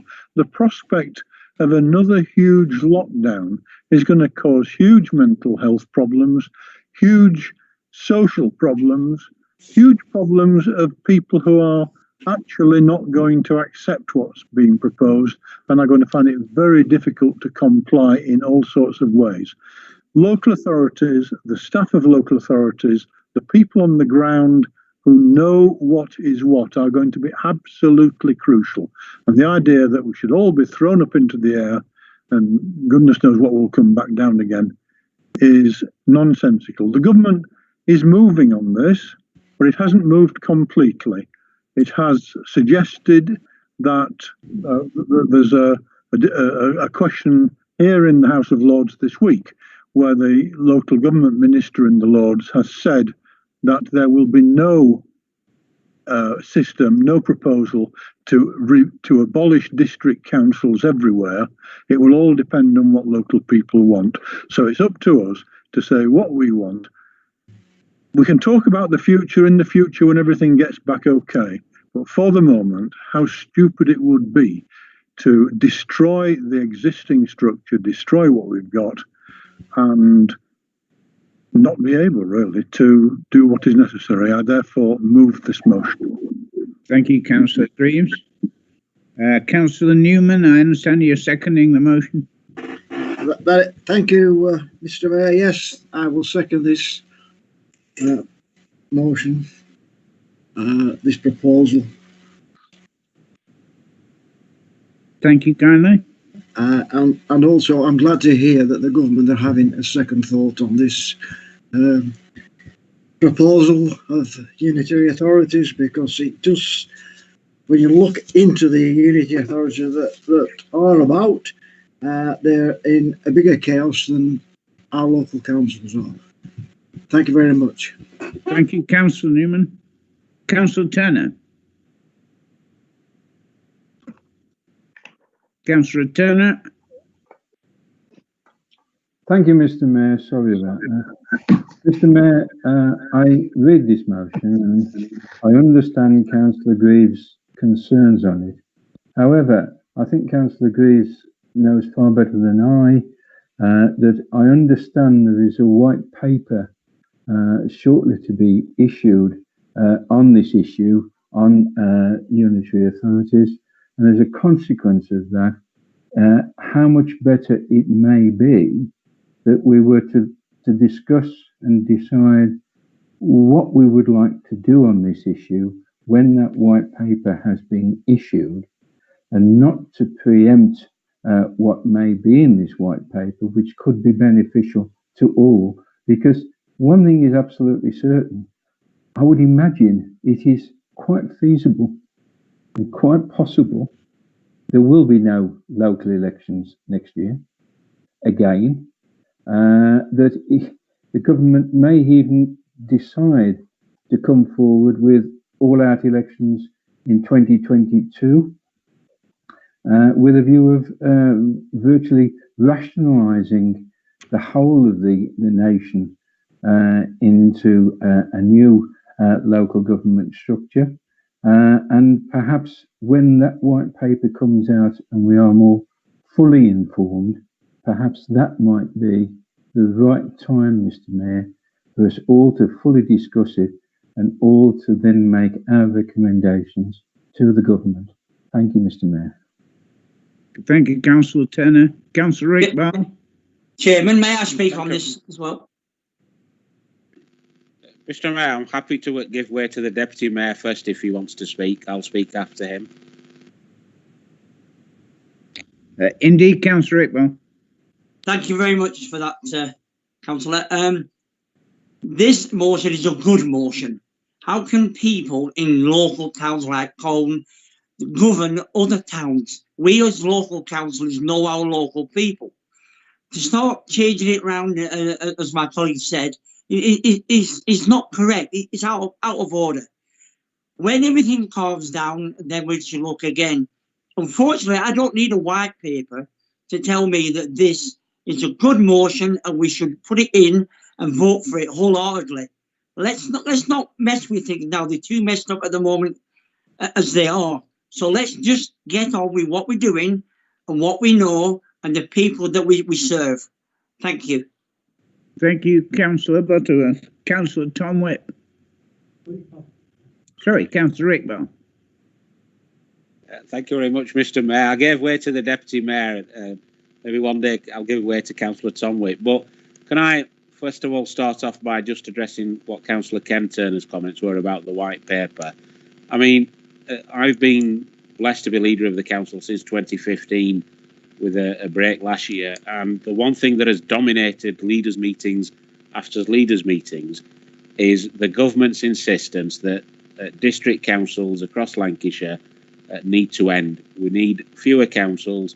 And this debate has been enraging over a combined authority with a mayor, with an out-elected mayor, unitary authorities, you name it. We've wasted hours and hours of our lifetime simply debating this. And Councillor Turner talks about the white paper.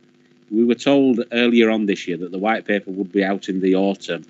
Well, the autumn's almost coming to an end and soon it'll be winter. And yet there's no sign from the government of this white paper. I think we were told earlier this week, it should have been out this month. Not out this month, we're now told October, but I'm not a betting man, but I'd bet Mr. Langton's last pound that we won't even get it in October, Mr. Mayor. The fact is that what the county council leadership did was very underhanded.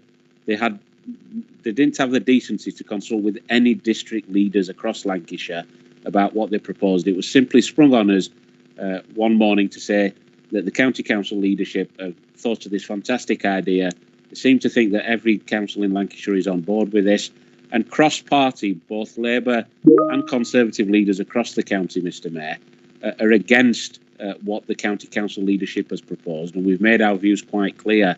So I'm glad that the government, if they want to delay the white paper, I'm not going to lose any sleep over that. But it's ironic that they've now put it on the back burner, because hopefully the conversation will move away from focusing on the real important issue. And Councillor Greaves' point number 2 on his motion is the crucial element here.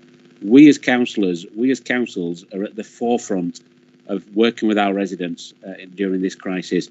And Pendle has led the way across Lancashire in terms of a lot of things. And the last thing that I want to go to leaders' meetings and talk about, or certainly want to engage with residents, is the ending of Pendle Council. That is a debate for another day, Mr. Mayor, and certainly now is not the time. And I think it's an ill-conceived decision by the county council. And I know why County Councillor Driver decided to do it, because he feels vulnerable about his position next year. If he's not capable of running the county council, my suggestion to him is that he leaves that chair now and lets the county move on with it. As district leaders, most of us, if not all of us, are against this stupid idea. And clearly Simon Clarke, who's the government minister who's leading on this, has stepped back from the breach as well. So I'm glad to hear that the Deputy Mayor will now speak to his Conservative friends in West Whitehall. Will no doubt be on the phone to Boris Johnson tomorrow morning and saying, look, Boris, Deputy Mayor Butterworth from Pendle is telling you we don't want this unitarisation. Just put it at the back where the sun doesn't shine, and hopefully we can move on and deal with this pandemic. So I would urge all councillors to support the motion as set out. Thank you, Councillor Iqbal. Councillor Tom Whip. Thank you, Mr. Mayor. I'm sharing some figures on screen now, and these show the average population of per council and the people per councillor. And as you can see, comparing England to our closest neighbours, people are vastly underrepresented. Vastly. I mean, Denmark there, less than half. And it's these unitary authorities, much less than increases the representation, does the exact opposite. It's taking away even further representation that people had. And it's, in my opinion, the complete opposite move that everybody in this country wants. Mr. Mayor, I fully support this motion and all the comments said tonight. Thank you, Councillor Tom. Councillor Foxley. Thank you, Mr. Mayor. I agree with something that Councillor Greaves said, which is he said not the time for this. I wholeheartedly agree that this isn't the time to be making a decision like that proposed in item 1 of the motion. He went on to say, for the moment, it would not be a good thing to do. I think that we are in a situation similar, not dissimilar to one we were in previously. It was not clear what form any unitary authority might take. There simply isn't sufficient information to make a definitive statement like expressed in item 1 of this motion, which says simply that this council does not agree to the creation of unitary authorities in Lancashire, full stop. So this motion, I do believe that there's no point in us shooting from the hip on this, and this isn't the time to make such hard and fast decisions. I do want to make one other point, which is that, which is really just a notion that came to me as I was thinking about this previously, that if there was to be a unitary authority, despite the sort of knee-jerk reaction that I'm sure many will have over the idea of a unitary authority with control, if you like, of this area from further afield than Pendle, that depends on the way things were set up. And there is surely the potential for the very lowest tier of local government, parish and town councils, to actually have a bigger role in the well-being and the running of local areas than they do now. So, you know, there's a lot up in the air on this, and we simply don't know and cannot what form this would take. So I say, as I say, this is the wrong time to be making firm decisions, and I won't be supporting this motion. Thank you, Councillor Foxley. Councillor Kelvin-Price. Councillor Nixon and I did some research into this together, looking at the various forms that this potential unitary, with a mayor, without a mayor, a combined authority could take, and it seems to be very varied. So there are still many potential options ahead of us, whatever Councillor Driver has done. We must, as Councillor Turner said and Councillor Foxley said, wait and see what the deal is that we're being offered. What was clear, we went to a North West employers webinar and the Mayor of Merseyside spoke, and it was very clear that not only was Merseyside getting an extra £1 billion, and we don't know whether that would be the case for Lancashire, but also was benefiting from hugely more strategic thinking in central government. So from a transport perspective, social care, education, it was far more strategic. And I think Lancashire, I think we'd all agree that Lancashire would benefit from that. And my final point would be a thanks to Councillor Greaves, because I hear it was him who gave us the opportunity in Pendle to have the super local representation of our wonderful town and parish councils. And I have knowledge of 4 of those, and they're all excellent in the work that they do in the community, allowing residents to feel very connected to the things that happen in their towns. So the infographic that Councillor Tom Whip put up wasn't giving the whole picture, because we have super local people who are involved in all kinds of things, for example, in Cone or in Trawden or in Lancashire Bridge or in Fulridge. And that is marvellous to see. So whatever happens here, that would continue. I feel that we'd be most wise to keep our powder dry, wait and see, and then make a decision before turning away something that might be a good deal for us. So I would be against this motion. Thank you. Thank you, Councillor Kelvin-Price. Councillor Nadeem Ahmed. Councillor Ahmed. Thank you, Mr. Mayor. In terms of the motion before us, I accept some of the points which has been made by Councillor Greaves in the motion.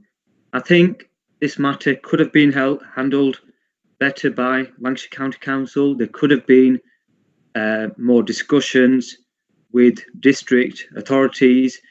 I think the County Council could have consulted the residents, because there is a potential decision, if it goes through, will have long-term consequences and permanent consequences for our residents. So any future decision that affects our council, the community and our residents must be consulted on that. In terms of a potential of a combined authority or unitary authority, we've had these discussions twice, once in December 19 and once earlier this year, a few months ago. And I think there's arguments on both sides. There is the potential for extra funding for particular areas to deliver strategic objectives. And I think that is crucial, because there are a number of big projects, big schemes that have been put on hold, haven't happened for many, many years, despite us discussing them year in, year out. And possibly there could be an opportunity for such huge projects and schemes to be delivered. So I think that could be a potentially a positive thing if it did happen. But I feel any further discussion at this stage, Mr. Ahmed. at this stage, is not the right time to do it. It is causing confusion for the public. In the pandemic that we're in, we shouldn't be dealing with this at this moment in time. Having an elected mayor possibly will have too much power, and I don't believe that is the way forward at the moment. So I will not be, but having said that, I will not be supporting this motion because I don't feel it's the right time to making the decision. Thanks. Thank you, Councillor Ahmed. Yeah. Councillor Greaves, would you like to sum up before we put this motion to a vote? Councillor Greaves? Sorry, I was demuting. Yes, thank you, Mr. Mayor. I think we've heard some very confused and confusing opposition to this motion, and some people coming out and revealing their true colours. But what I'd like to do first, if I may, is just to give the latest information of what the government is saying. This was 2 days ago on a question about whether Her Majesty's government, what consideration they are giving to further devolution in England. And what the Minister in the Lords is Lord Greenhalgh, and he said, we intend to publish the devolution. What's happened? Am I still here? Yes, indeed. Oh, all right. I pressed a thing on my computer by mistake. I'm sorry. We intend to publish the devolution and local recovery white paper in the autumn. And to me, autumn started yesterday, but we'll see. This will set out our plans for expanding devolution across England, blah, blah, blah, building on the success of our directly elected combined authority mayors. So he said that, but then when he was pressed by some of his own people, he said, I can assure my noble friend there will be no blanket abolition of districts and that we will take a locally driven approach. And then he said again, in response to a colleague of mine, I have assured the House that unitarisation, new word, will not be a top-down blanket approach and we will not see the wholesale abolition of districts. Now that is... Hello? What? Hello? Can you hear me? You yes, can hear me? Councillor Wicks, the sound's gone on the microphone. It's disappeared, so I can hear, but nobody could hear me. We can hear you now, Sheila. Sorry? We can hear you now. Councillor Wicks, can you mute your microphone and let Councillor Greaves finish, please? Sorry. Okay. Now, it is being said by some people this is the wrong time and we should wait and see. Well, there is some sense behind that if it were not for the fact that Lancashire County Council, in the form of its leader, Jeff Driver, and the deputy, have seized the initiative and have started the debate.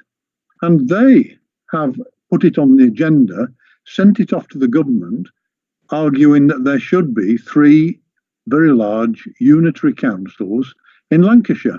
Now, if we're not going to respond to that, then we just leave the field open for them to argue their case.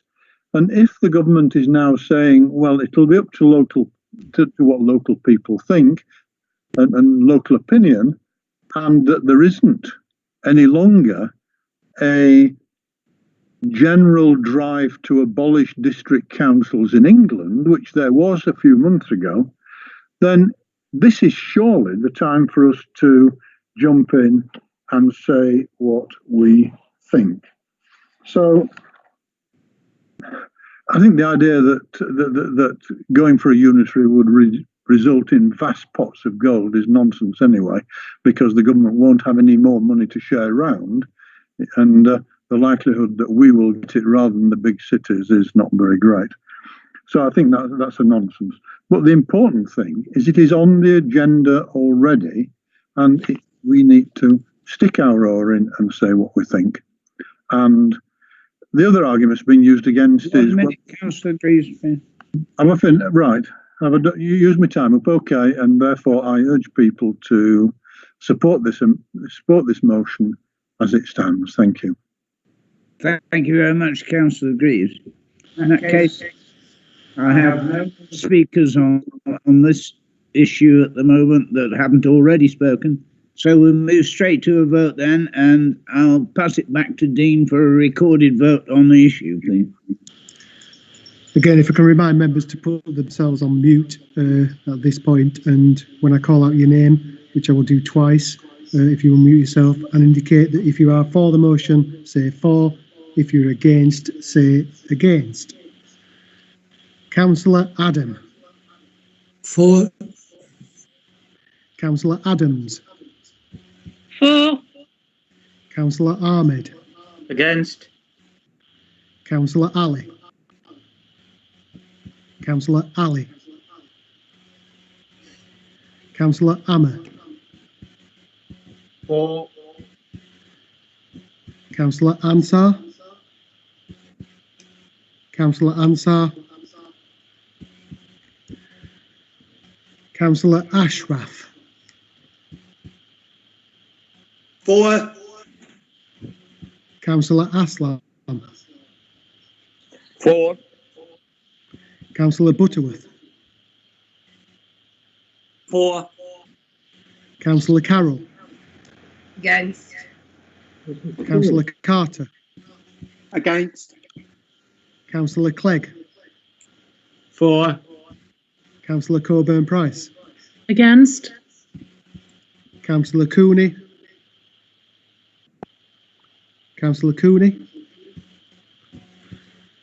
Councillor Fletcher. Against. Councillor Margaret Foxley. Against. Councillor Paul Foxley. Against. Councillor Goulthorpe. Against. Councillor Greaves. For. Councillor Hanif. Councillor Hanif. Councillor Hartley. For. Councillor Mohammed Iqbal. For. Councillor Yasser Iqbal. For. Councillor Leonti. Councillor Leonti. Councillor Lord. For. Councillor McCollum. Councillor McCollum. Councillor McAvoy. Councillor McAvoy. Councillor McGowan.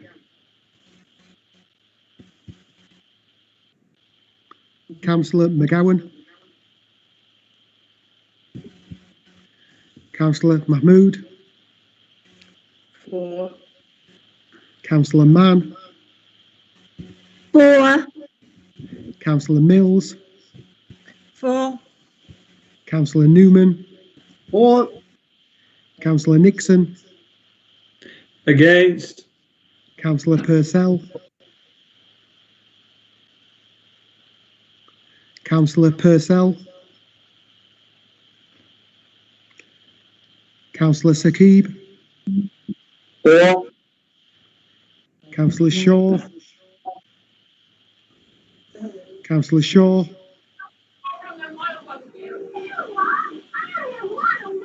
Councillor Tennant. For.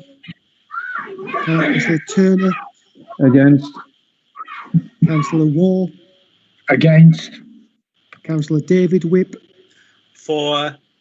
Councillor Tom Whip. For. And Councillor Wicks. Councillor Wicks. There you go. 24, 11 against. 24 for, 11 against. 24. Okay.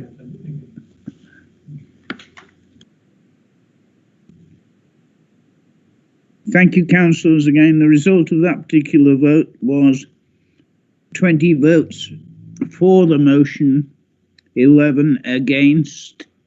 So the motion is carried as written. Can we move, therefore, on to D? Chairman? Item 12D. Chairman? Chairman? Yes? I'm afraid it's my medication time. I'm going to have to bid you farewell. Thank you, Deputy Mayor. Good night, everybody. Thank you. Thank you, Deputy Mayor. Thank you. Good night. Good night, Neil. Good night. Thank you. Moving on, therefore, to 12D, motion on the climate emergency to be moved by Councillor Mills. Councillor Mills. Thank you, Mr. Mayor. Can you hear me okay there? I'll read this motion out if that's okay, just in case there's anybody actually watching this evening.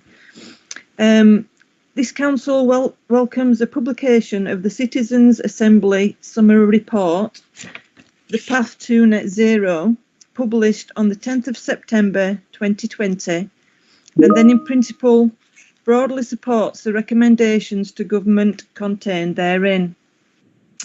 We also recognise that everyone from the private individual through voluntary, commercial and industrial organisations and all levels of governance, from local councils to central government, have a role to play if the recommendations are to be achieved. Council notes the work of the Climate Emergency Working Group in Pendle and the initiatives being taken by the group in spite of the difficulties caused by the current epidemic.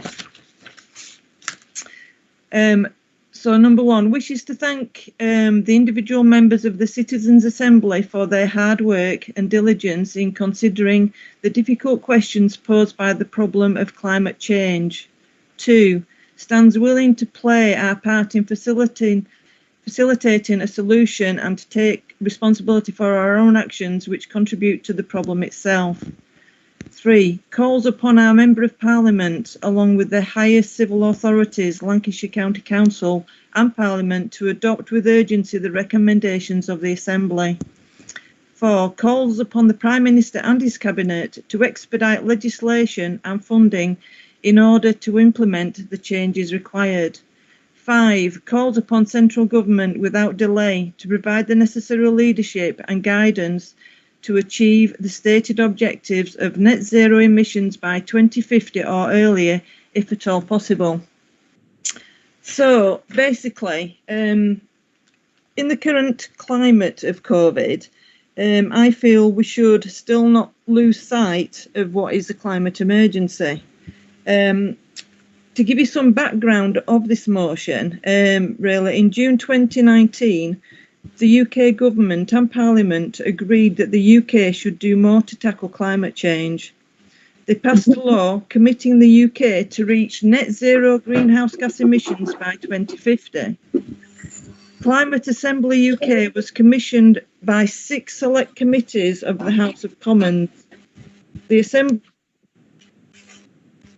from all walks of life to represent the makeup of the UK population. Speakers' presentations were publicly available online, live streamed, thus enabling transparency and openness. The recommendations were chosen by the public of the UK on behalf of the public of the UK and the world. I propose the motion as written in the order paper, and I believe we have a public duty to support this motion. Thank you.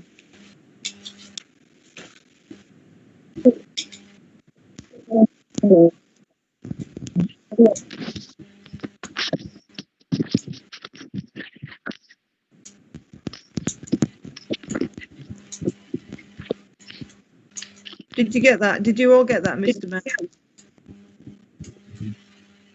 Yep. Mr. Mayor. Mr. Mayor. Mr. Mayor, can you hear me? Mr. Mayor, you're on mute. Councillor Adams, you're Mr. seconding Mayor. this motion, I understand? Yes, Mr. Mayor, I'll second this motion. Thank you very much indeed. Yeah. Councillor Leonte, I understand that you wish to speak on this motion. I'm sorry, that battery on my phone's going flat, so I keep losing everybody, so I'll have to leave you the meeting. Sorry Okay. about that. Okay. Thank you, Councillor Leonte. Apology. I have no hands on this motion wishing to speak, so I'm going to assume that there are no dissenters. And Come on, Mr. Mayor, can you hear me? I'm going to have to leave the meeting because I have some medication to take. Sorry, Councillor Bussell. Yes, indeed. Thank you very much for the information. And Thank good you. luck with your medication there. Thank you. Bye-bye. Since I don't seem to have any other speakers, I'm going to assume that this motion is carried with no dissent from council. Thank you very much indeed. Motion carried. And we then move on to item 12E, which is a motion on the test, trace and isolate programme, which I believe is being proposed by Councillor Alice Mann. Thank you, Mr. Mayor. I'm certain that different members of the council, regardless of party, will have a range of opinions as how early or late the government decided to lock down or indeed to open up certain businesses, social activities, and of course education. However, I think everyone will agree that the country has not got the world-beating test, track and trace system promised by the government many months ago. Without this system, it is impossible to identify and isolate cases so that infection rates don't spiral out of control, which it seems to be doing right across our country. Unfortunately, there's still not enough testing kits, and the ability to process the results have been stretched to breaking point. Again, regardless of the party you belong to, I'm sure you will agree that the different guidance and restrictions that are in place in the different parts of the UK, in England and in Lancashire, and indeed in different parts of the wards in Pendle, does not do anything to alleviate confusion. And it breaks down compliance, especially if the restrictions don't seem to make sense to some people. However, today, I was really pleased that the NHS COVID app was finally launched, and I've signed up, downloaded it, and I urge you to do the same. I really welcome the fact that it does reinforce the simple message of washing hands, wearing masks, watching your distance, and reducing social gatherings.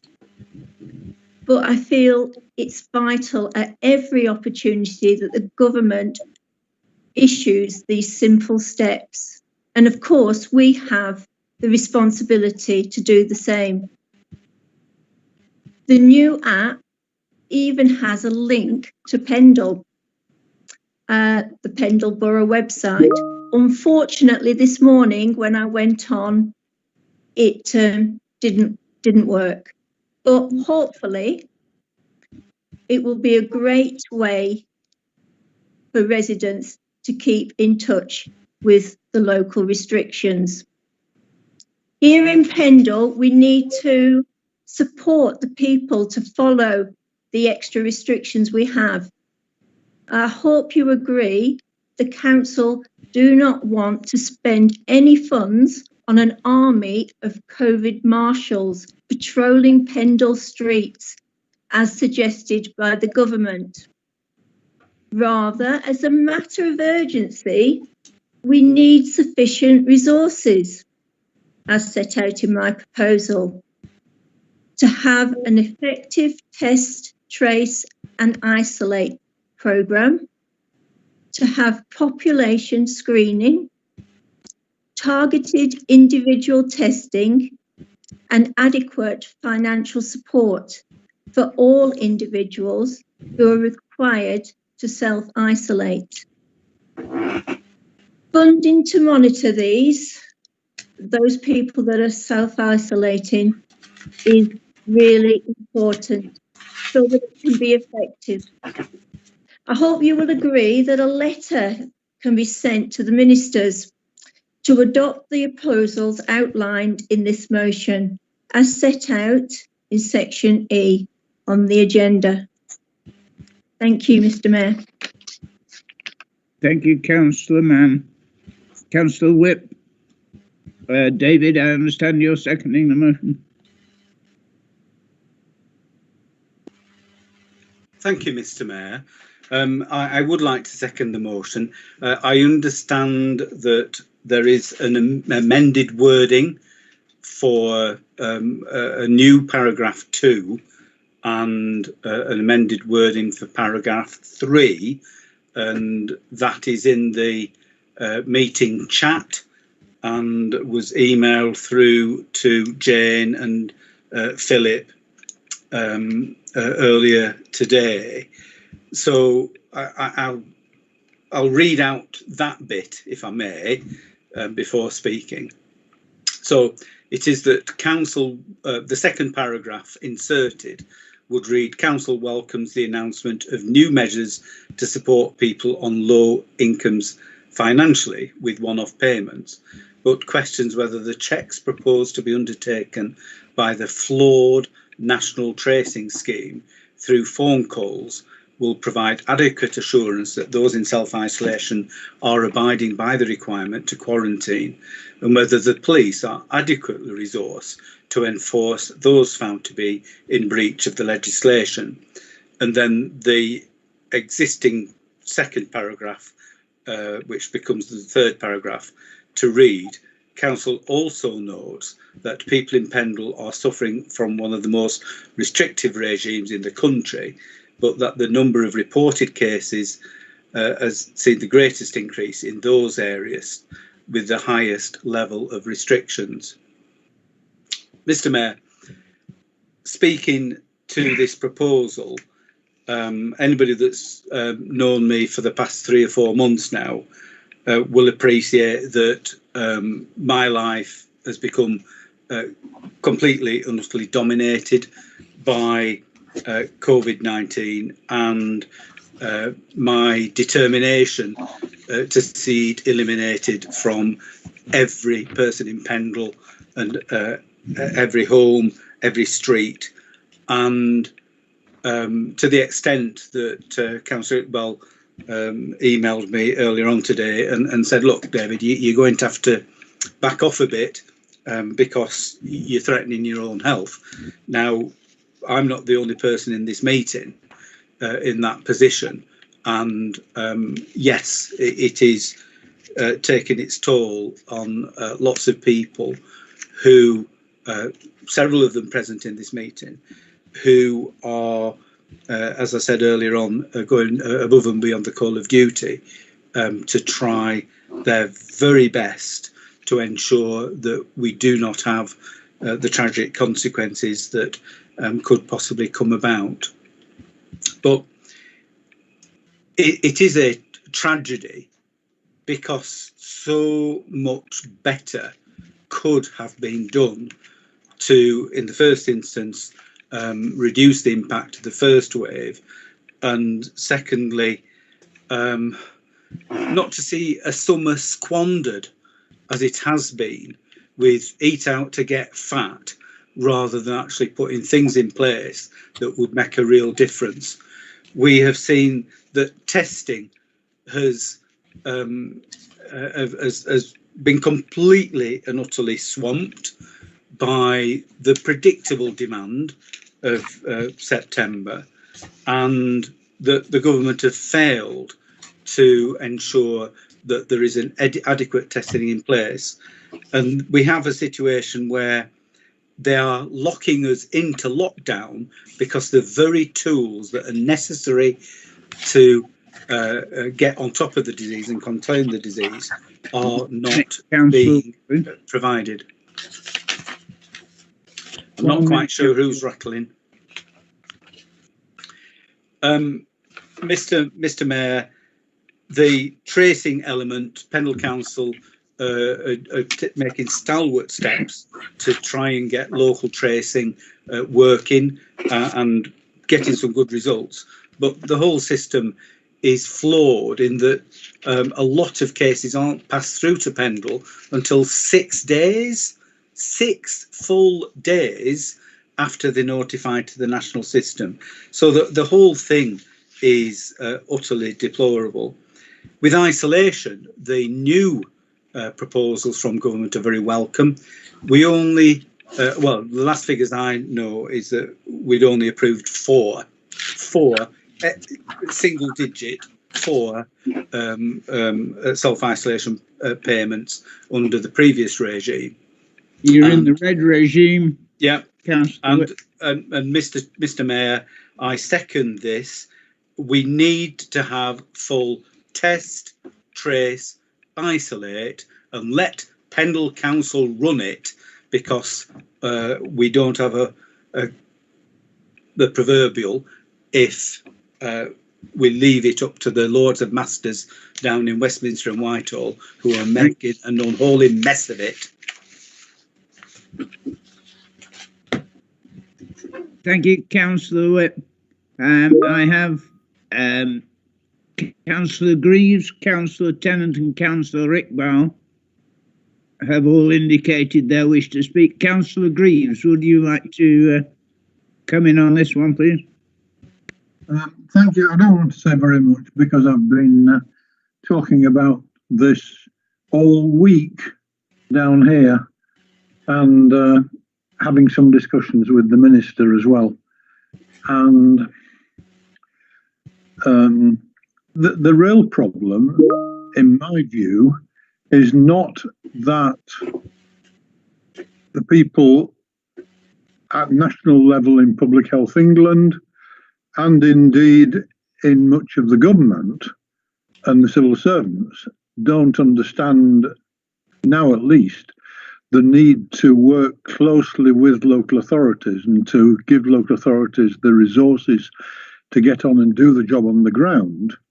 The real problem is that there are certain most prominent national politicians, notably the Prime Minister and the Secretary of State, who seem to be living in a universe of their own and who cannot understand the need to have a reasonably consistent policy, to have some stability, and to provide resources within a fairly stable system with consistent messaging to get through to people.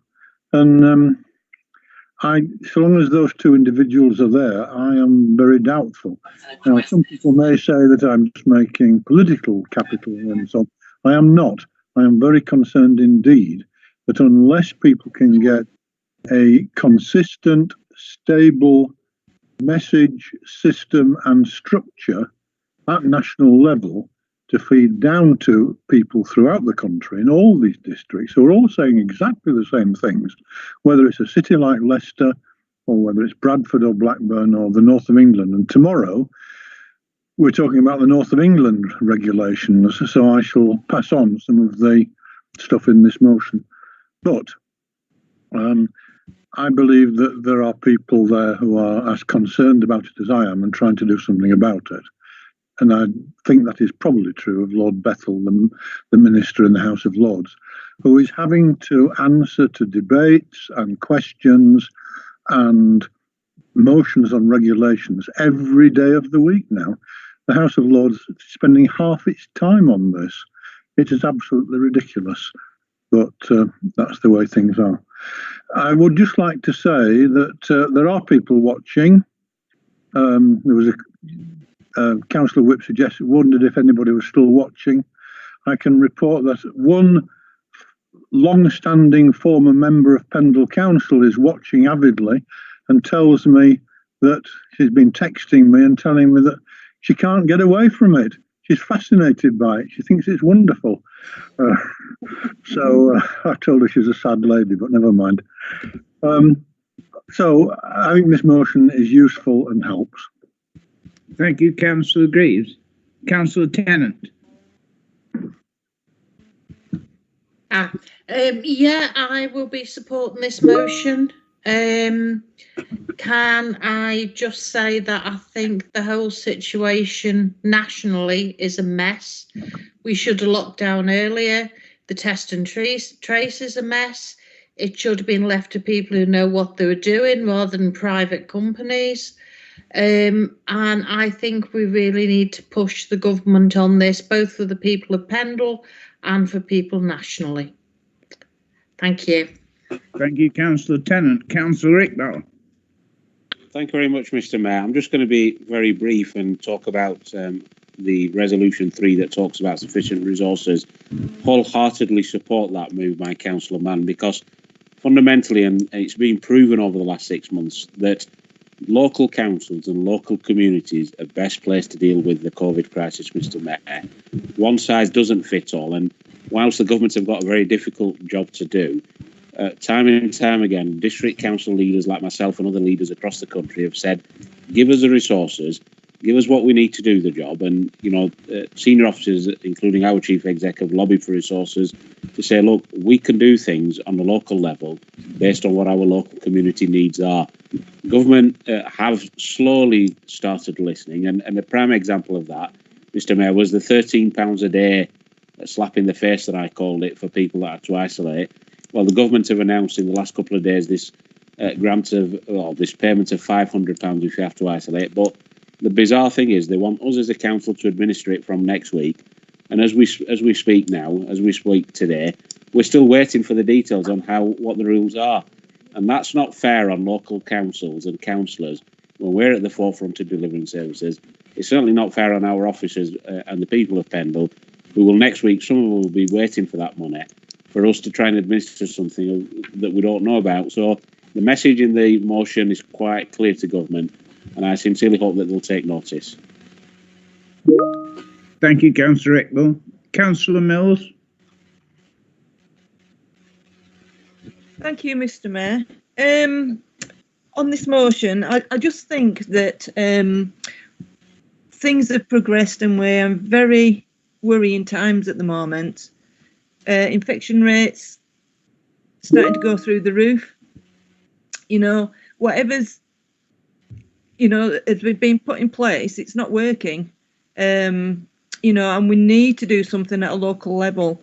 It's the local people, the local council that knows this area better than anyone. And we need to get the resources and anything that Pendle needs to get on top of this. And, you know, to try and protect people as best as it can. So I will be fully supporting this motion. Thank you. Councillor Mills. Councillor Ahmed. Councillor Nadeem Ahmed. Yes, Mr. Mayor. I think it has to be accepted that there are shortcomings with the test trace system. It's not perfect, and I think anybody who tries to argue that case would be on a losing argument. But having said that, we are in a much better position than we were, say, 6 months ago. In terms of the capacity has increased significantly. The number of people are being tested across the country, and here in Pendle, where in fact we've been encouraging people to get tested, the number of people has increased, and the number of people who have had tests done is increasing and is very high. And in areas, for example, that we were, where we needed extra support because of the circumstances we were in here in Pendle, yes, extra resources have been provided, and that helped us to work with the local community and try and stop the pandemics being spread wider in the community. And like I said, none of us like our civil liberties to be stopped and being told what to do. It's not something which the government or us as a council or Lancashire County Council, the health authorities really want to do. It's something that we do have to do, especially at a time when the number of cases is increasing here in Pendle and across the country. And unfortunately, though, I will have to say I agree with some of the contents in the motion, but I'm not going to be supporting this motion, and I'll tell you why. I believe the motion is giving mixed and confused messages. Yes, we're talking about the government giving mixed and confused messages, but if you look at the wording in the motion itself, that itself is sending mixed messages to our residents. It's saying, for example, it's using language such as oppressive regulations, restrictive regimes, undermining social cohesion. I don't believe language of that nature is helpful in the slightest. I actually do believe that this motion isn't necessary at all. The first motion that we discussed about COVID was ideal, perfect motion.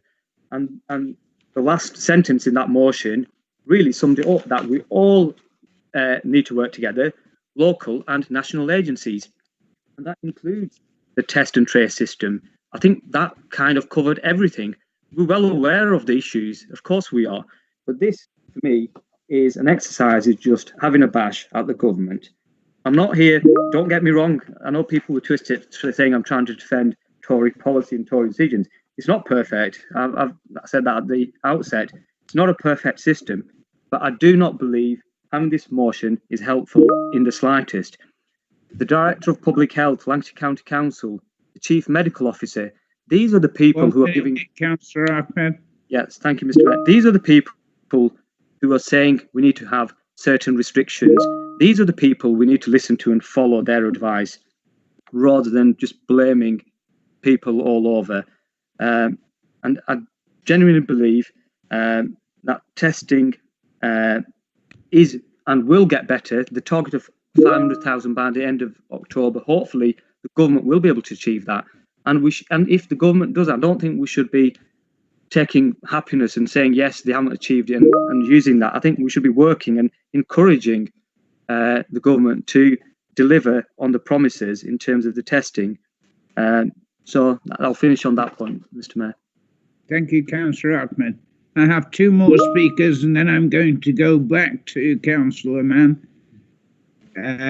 Councillor... Very much what Councillor Dean Ashard has said. There are contradictions in this motion. There's quite a bit I support, but words like council believes the oppressive regulations, and we suffered from one of the most restrictive regimes in the country. Not true. We haven't got the most restrictive regime in the country. There are other areas of this country who have got further conditions applied to them. And as for test and trace, it has been a big issue, and quite clearly, there's a lot to be done there. But it's interesting to note we've still got the highest testing capability being carried out in Europe. We're in front of Germany, we're in front of France, we're in front of Spain. Whether you look at the per capita information or you look at the numbers of pure testing. So it's not all gloom and doom here. 1 minute hindsight's a wonderful thing. 1 minute we're having a go, but we are testing more than Germany at this moment in time, whether you test it by per capita or anything else. So there is some positives here. So I find it difficult to support this motion. because of the contradiction of terms within it, and also the fact that some of it, quite frankly, is not correct. So that would be my position, Mr. Mayor. Thank you, Councillor Goldthorpe. Councillor Turner. Thank you, Mr. Mayor. Mr. Mayor, I've listened to this debate, and I'd like to bring to the attention of the meeting 2 or 3 simple issues. Number one of my close relatives used to be a practice nurse till she retired, and she now works for track and trace, test and trace, where she actually takes the phone calls of people that come in, and a vast number of the calls that she has come in, and she has to trace people who have been tested as positive. They've given false phone numbers or non-existent phone numbers, and they are not unobtainable to be contacted. She spends days sitting by the phone with nothing to do because she's not getting the information.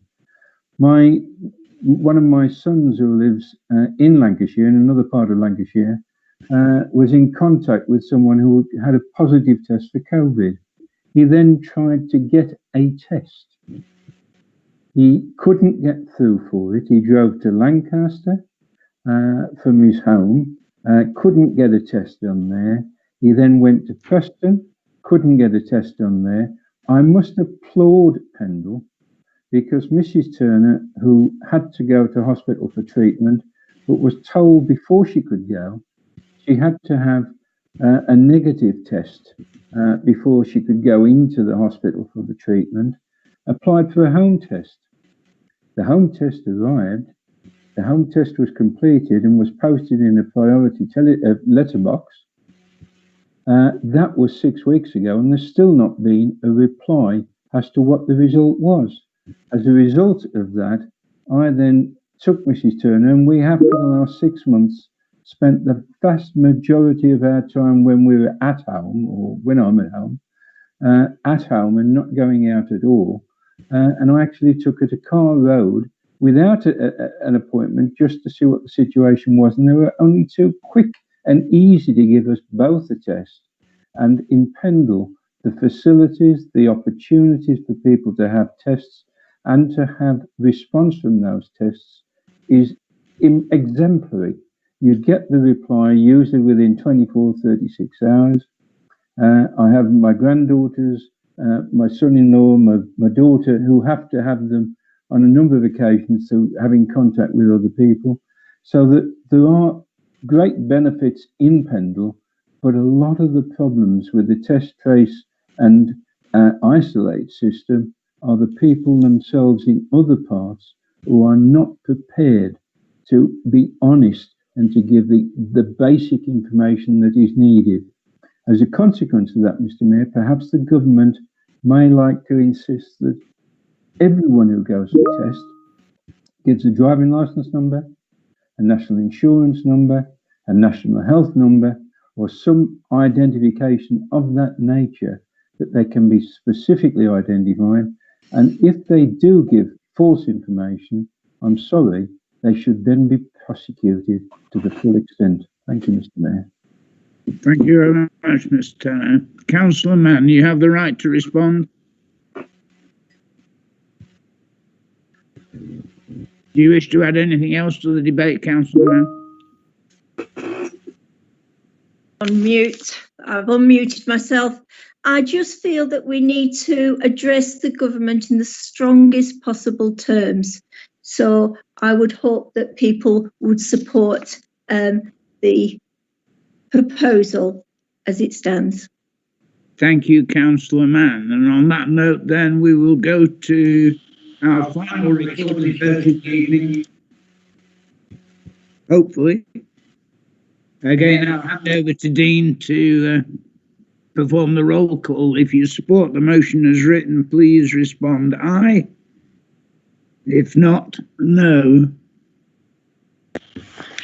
So again, members, if you could put your microphones on mute to start with, please, and then unmute yourself when I call out your name. I'll call out your name twice as previous.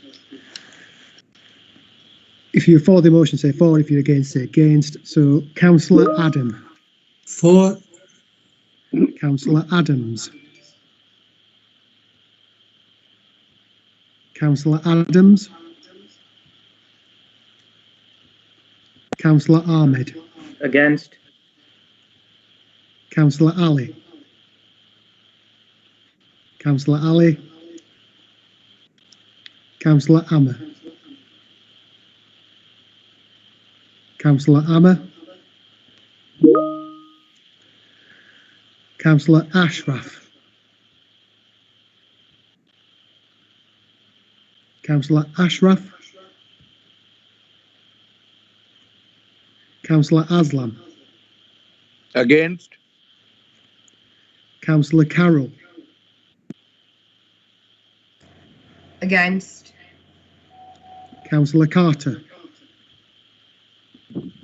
Against. Councillor Clegg. For. Councillor Coburn-Price. Against. Councillor Cooney. Councillor Cooney. Councillor Fletcher. Against. Councillor Margaret Foxley. Against. Councillor Paul Foxley. Against. Councillor Goulthorpe. Against. Councillor Greaves. For. Councillor Hanif. For. Councillor Hartley. For. Councillor Mohammed Iqbal. For. Councillor Yasser Iqbal. For. Councillor Lord. For. Councillor McCollum. Councillor McCollum. Councillor McAvoy. Councillor McAvoy. Councillor McGowan. Councillor McGowan. Councillor Mahmood. For. Councillor Mann. For. Councillor Mills. For. Councillor Newman. For. Councillor Nixon. Against. Councillor Sakib. For. Councillor Shaw. Councillor Shaw. Councillor Tennant. For. Councillor Turner. For. Councillor Waugh. Against. Councillor David Whip. For. Councillor Tom Whip. For. Councillor Wicks. Councillor Wicks.